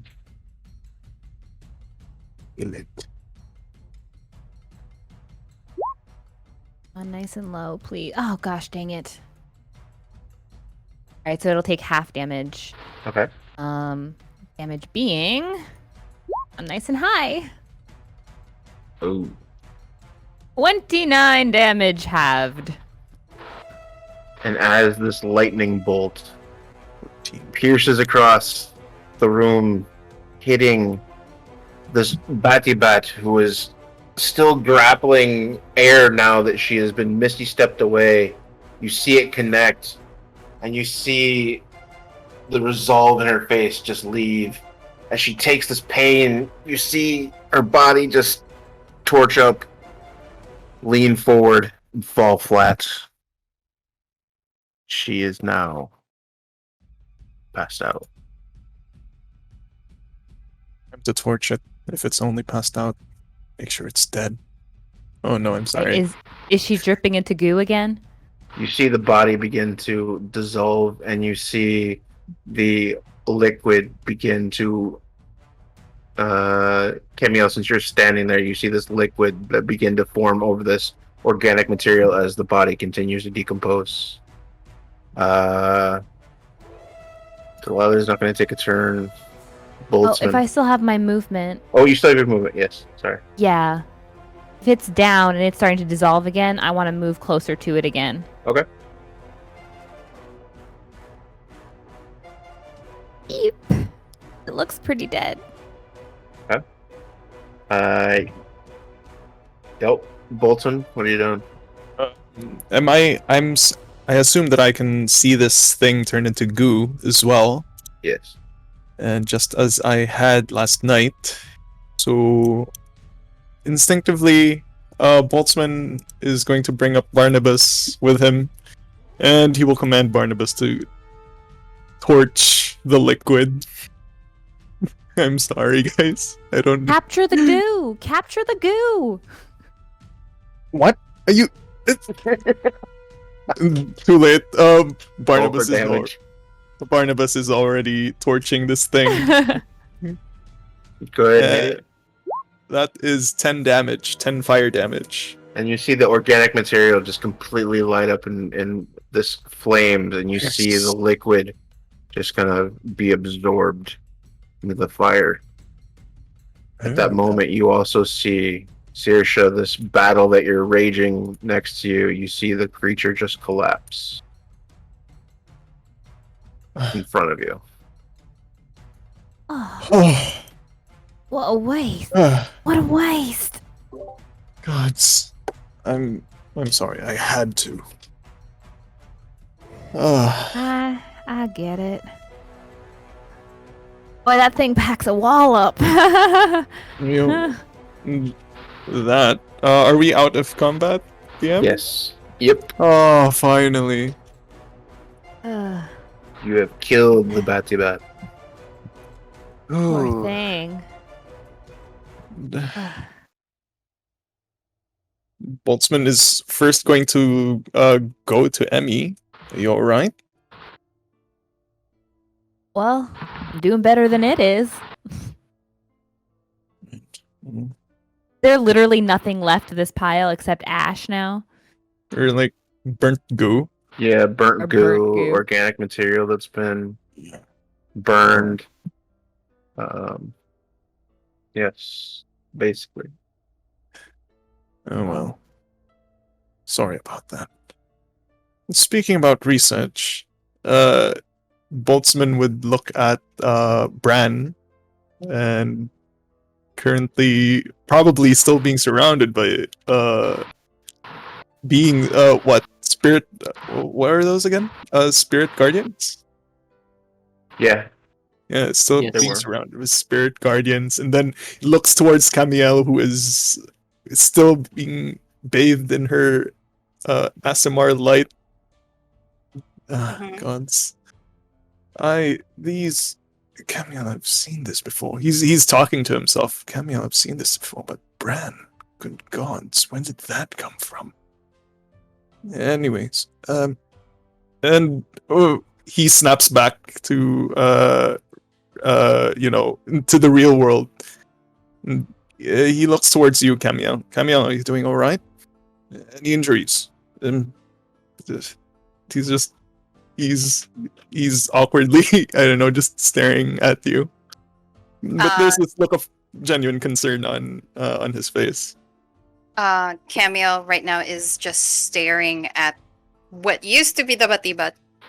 She's clutching the Binu blade so hard that her knuckles are white. She is mad. It's gone now, And- Camiel. And she looks at Boltzmann, and it's just a blank stare, and turns and walks away. Boltzmann just nods and bites his lip and okay then. Then he You looks alright? she'll be fine. She'll be fine. And Oh, that's good.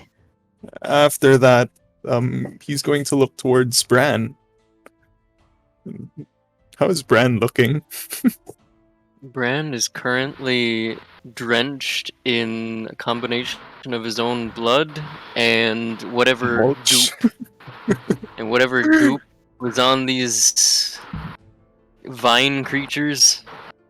And he simply has his warhammer hanging very limply from his hand as he's just staring in this direction very blankly, as if not really there, just staring at the air. And yeah, Boltzmann would try to approach you and put a hand on, a pauldron. Bran, you there? All You right. kind of see around you, there's like specifically around the areas where the vine creatures were, there's like these emerald scorings on the ground from where the scythe bit into the earth. Boltzmann's just fascinated at the damage that you've caused, but then he's pushing aside the thoughts of,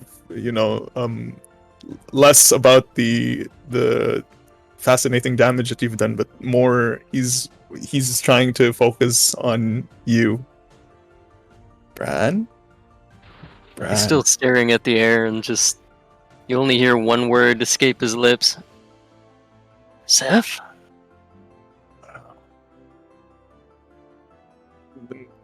Boltzmann he's just, he doesn't know what to do. He's just there, just looking at you, waiting for a response. And then he looks at your whatever direction you're looking, and instead sees Dante as well. And then, man, Boltzmann's just currently Boltzmann's just doing post battle assessment. Cheerleader. No, Rounds. he's just looking post battle. The usual stuff. He's looking at the Who needs at everybody. Gatorade? Who needs Yeah, who Gatorade? needs Gatorade? Who needs fixing? He Orange looks at slices. Dante's just like he's just got like some rags or something and just sort of wrapping them around the cuts and stuff from one of the hits he took. one of the hits he took, or 2 hits he took. But he's keeping his eye on Delilah. Just And then making sure. Boltzmann, seeing that Dante is at least moving, and at least Boltzmann just nods. Okay, good.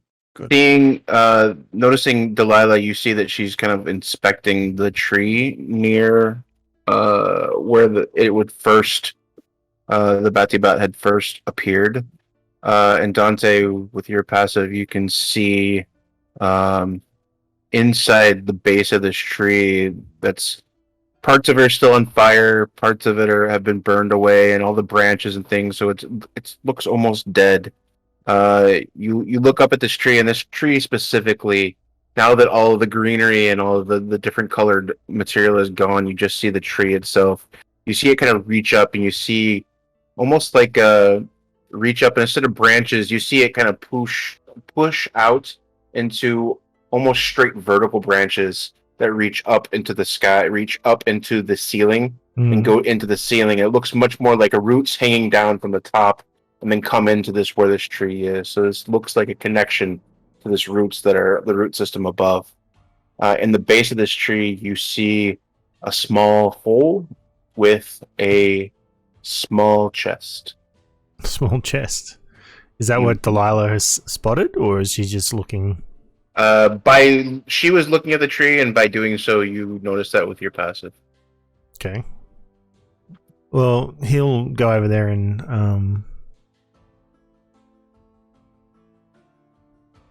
I want to say check it for traps. Okay.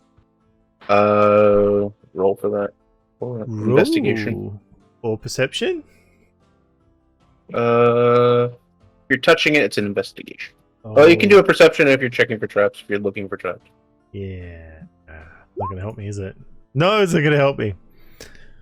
Okay. That's okay. You believe it's safe? All right. Well, there's a large iron lock on the front of it. As he sort of looks up to Delilah, he said, "Well, if something happens, just call out, will you?" And he lifts the lid on the There's chest. a large iron lock, so you have to pick it. Oh, I have to actually pick it. Okay, sorry. Pick it or break it, whatever you want. I shall pick it with my thieves' tools that I never use in this game. See, I'm giving you a reason. 24. You Look at that. Pop that lock very quickly. Oh yeah. You open up this dark wooden chest. It's got all iron accents on it, so accents across the top as well as the lock itself is all in iron. You see in this a scroll. You see a token with a feather symbol wood burned into it, and you see an emerald. So the chest has iron, is banded in iron. Is that what you're saying? The box itself is. Yeah. But once open, there's nothing iron inside. So can I, going back to like childhood stories and stuff like that, can I like assume that Dante's been told that Fae have a dislike of iron? I mean, I'm pretty sure it's like yeah. It's one of those iron. things. It's not real, not just iron in D&D, but yeah. So he's sort of suspicious in the sense that okay, someone's stuck something here underneath this tree, but he'll actually drag the chest out. He's more interested in finding it and opening it. Yeah, it's not super big. It's pretty small. It's only like 1 foot by 1 foot. So he'll drag it out. Okay. Boltzmann. The scroll that you see is not like it's not put together like a magical scroll. It's almost like a message, kind of folded over piece of paper. Okay. He'll probably grab them at that as he drags it out. Boltzmann, I found some treasure. You can see Boltzmann look at you, but then there's still this look of concern on his face. He's looking at you, then back to Bran, and at you, then looking around. Boltzmann would call out Saoirse, and Saoirse, please come here, please, and ask you to come over. And Of course. please just watch over Bran. for me. Do you read the note out loud, Dante? Then- sure. Yeah, and Boltzmann would come over to Dante. Probably reading it as Boltzmann walks over. If you The note itself says, Garga was once a light and bright tree spirit, with not a care in the world, and not an evil thought in her pure and naive mind. For centuries I was watchful of her as she frolicked and danced in the lush forest above. But then the world changed, and she changed with it. The forest was failed in the name of man. Her home was taken, and herself violated. Not wanting to bring her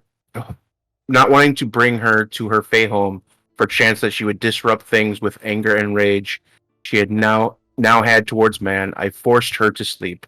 I built this dwelling so that she could regain a semblance of home.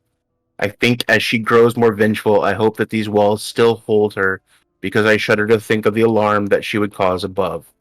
But I am hopeful of this peace of home soothes her now savage soul and brings her peace. Vanifold of the radiant light, friend of man, queen of the Fae.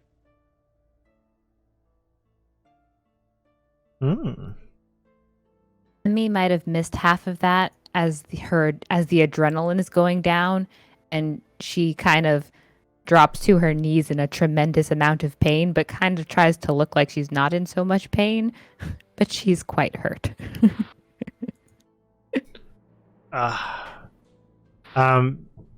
Well, Dante, what's Boltzmann doing? Is he coming over to? So you said there was a feather and what else was there? Sorry. There's a wooden token with a symbol wood burned into it of a feather.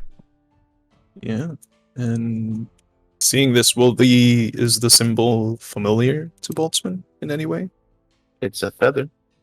All right. Yeah, okay. I was going to say so- Dante will go over to Emmy because obviously she's hurt. You mentioned that there's so the scroll was okay. Never mind. An emerald and a feather. Yeah, the emerald. Whoever's taking that, one person put the emerald in their inventory. It's about 300 gold worth. I didn't touch it. I just left the feather and the emerald there. You're our bank man, Boltzmann. Boltzmann is gonna take the feather, I guess. You know what? Just to make sure, Boltzmann's gonna reach into his bag and pull out his handy dandy Geiger counter and cast Identify on The token. Yeah. It's a 10-minute thing, right? No, I'm gonna spend a spell slot on it. Oh, I okay. can cast it immediately. It is a feather token. You must be outdoors to use the token. You can use the action to touch it to an unoccupied space on the ground. The token disappears, and in its place, a non-magical oak tree springs into existence. Feather token. Ah. Alright. Non-magical. Ooh, okay. And Camiel, as you kind of distance yourself, kind of listening to this in the background, you look down at the pool of water that is now in front of you. And where Brad had only seen his reflection, you look into it, and you definitely see the smell kind of hits you first. You know, the plants and flowers are all around you, but as you're close to this pool, you smell the rot. Not just the plant rot that kind of overwhelms this place, or the ammonia that she was exuding. Animal rot, flesh rot. It takes you a bit, but you see white and yellow fragments in the water. Bone. Some mostly intact, some skeletal pieces, some just bones and broken fragments, but this is also that source of that smell. And you look at this pool and the other pools, and the bottoms of these are just completely lined with bones, seemingly human bones that have been collected over the time span that this place has been in existence.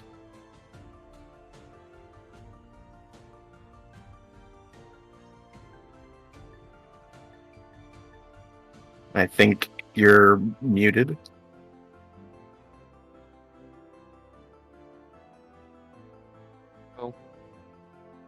And Discord. Lovely Discord. There you Score. are. I love you so much, Discord. You dynafire.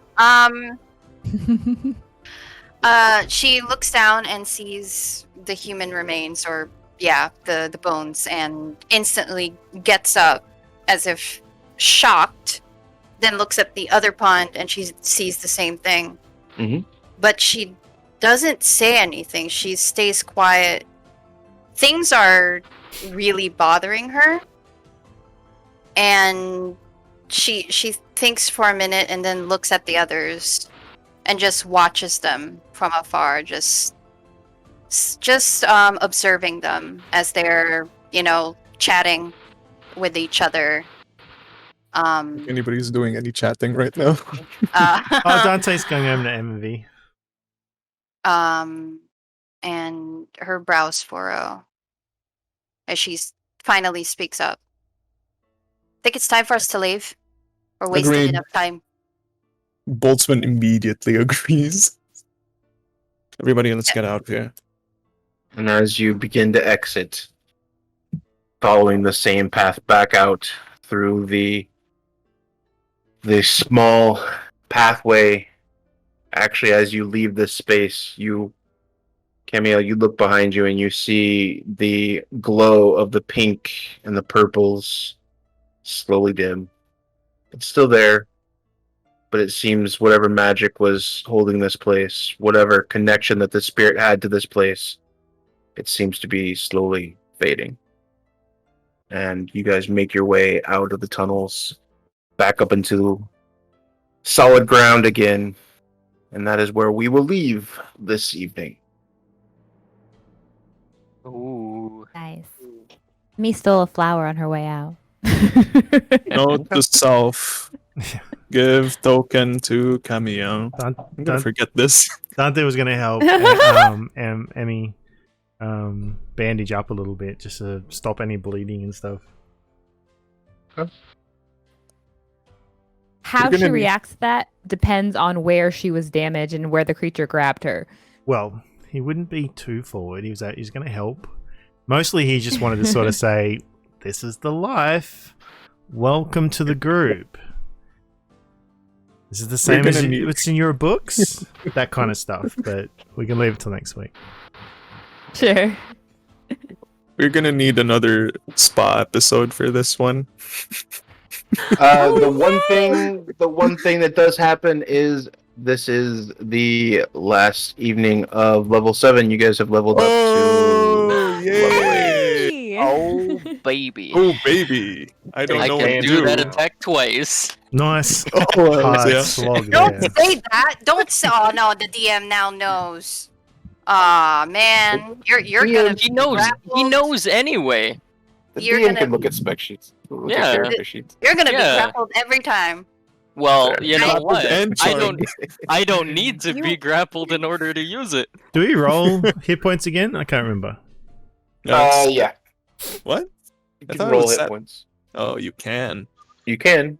It's Okay. either Hit the points average, are so lame. the average, or roll, right? You'll take an average or a roll. It's up to you guys. All right. Cool. Oh, yes. And I'll let you guys adjust everything this week. If there's anything too wacky, let me know and I'll approve or discuss. What are you talking about? I'm doing mine right now. It takes me 2 One seconds. hit almost killed me. How much health? How much is your max health, Emmy? 30 Oh god. at level 7. Jeez. Squishy wizard. I think Five, wizard hit 7. points are only a D4. Yeah, they Wow. are. And as you guys continue to Nice. roll that and get all that organized, I do want to say again, thank you for our follows today.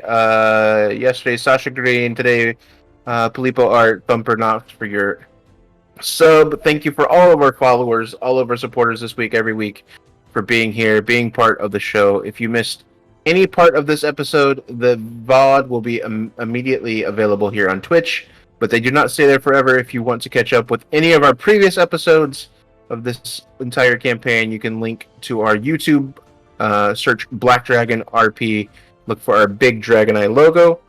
The last thing before we go, I want to take a moment to shout out to our players. Another great week in the books here. You can see their links below, but you can go and check out these wonderful people. Some of them have links to their Twitter accounts, like Throwaway Doodles, Ellen, who plays Boltzmann, RPG Theologian Rob, who plays Saoirse, the Relentless Hunter Aaron, who plays Branimir, and sometimes some who stream, like Thumper Knox, Ryan, who plays Dante, Yumi Cigar, Tony, who plays Camiel. They all stream right here on a semi-regular basis, and Brenna, who streams full-time. Imi, full-time writer, streamer. Brenna, thank you for being here. The Twitch, her channel is Bryn Nailed It on Twitch. I'm somewhere in between. I'm Brad. I'm known as Monocle Moose on all platforms. Go check me. Go check all of us out. The links are below. This wraps up this episode from us. Thank you very much for being here. Thank you for all the love, support. We will see you here again next week. Same time, same Twitch channel. We love you very much, and goodbye. Goodbye. Bye, everybody. Boy.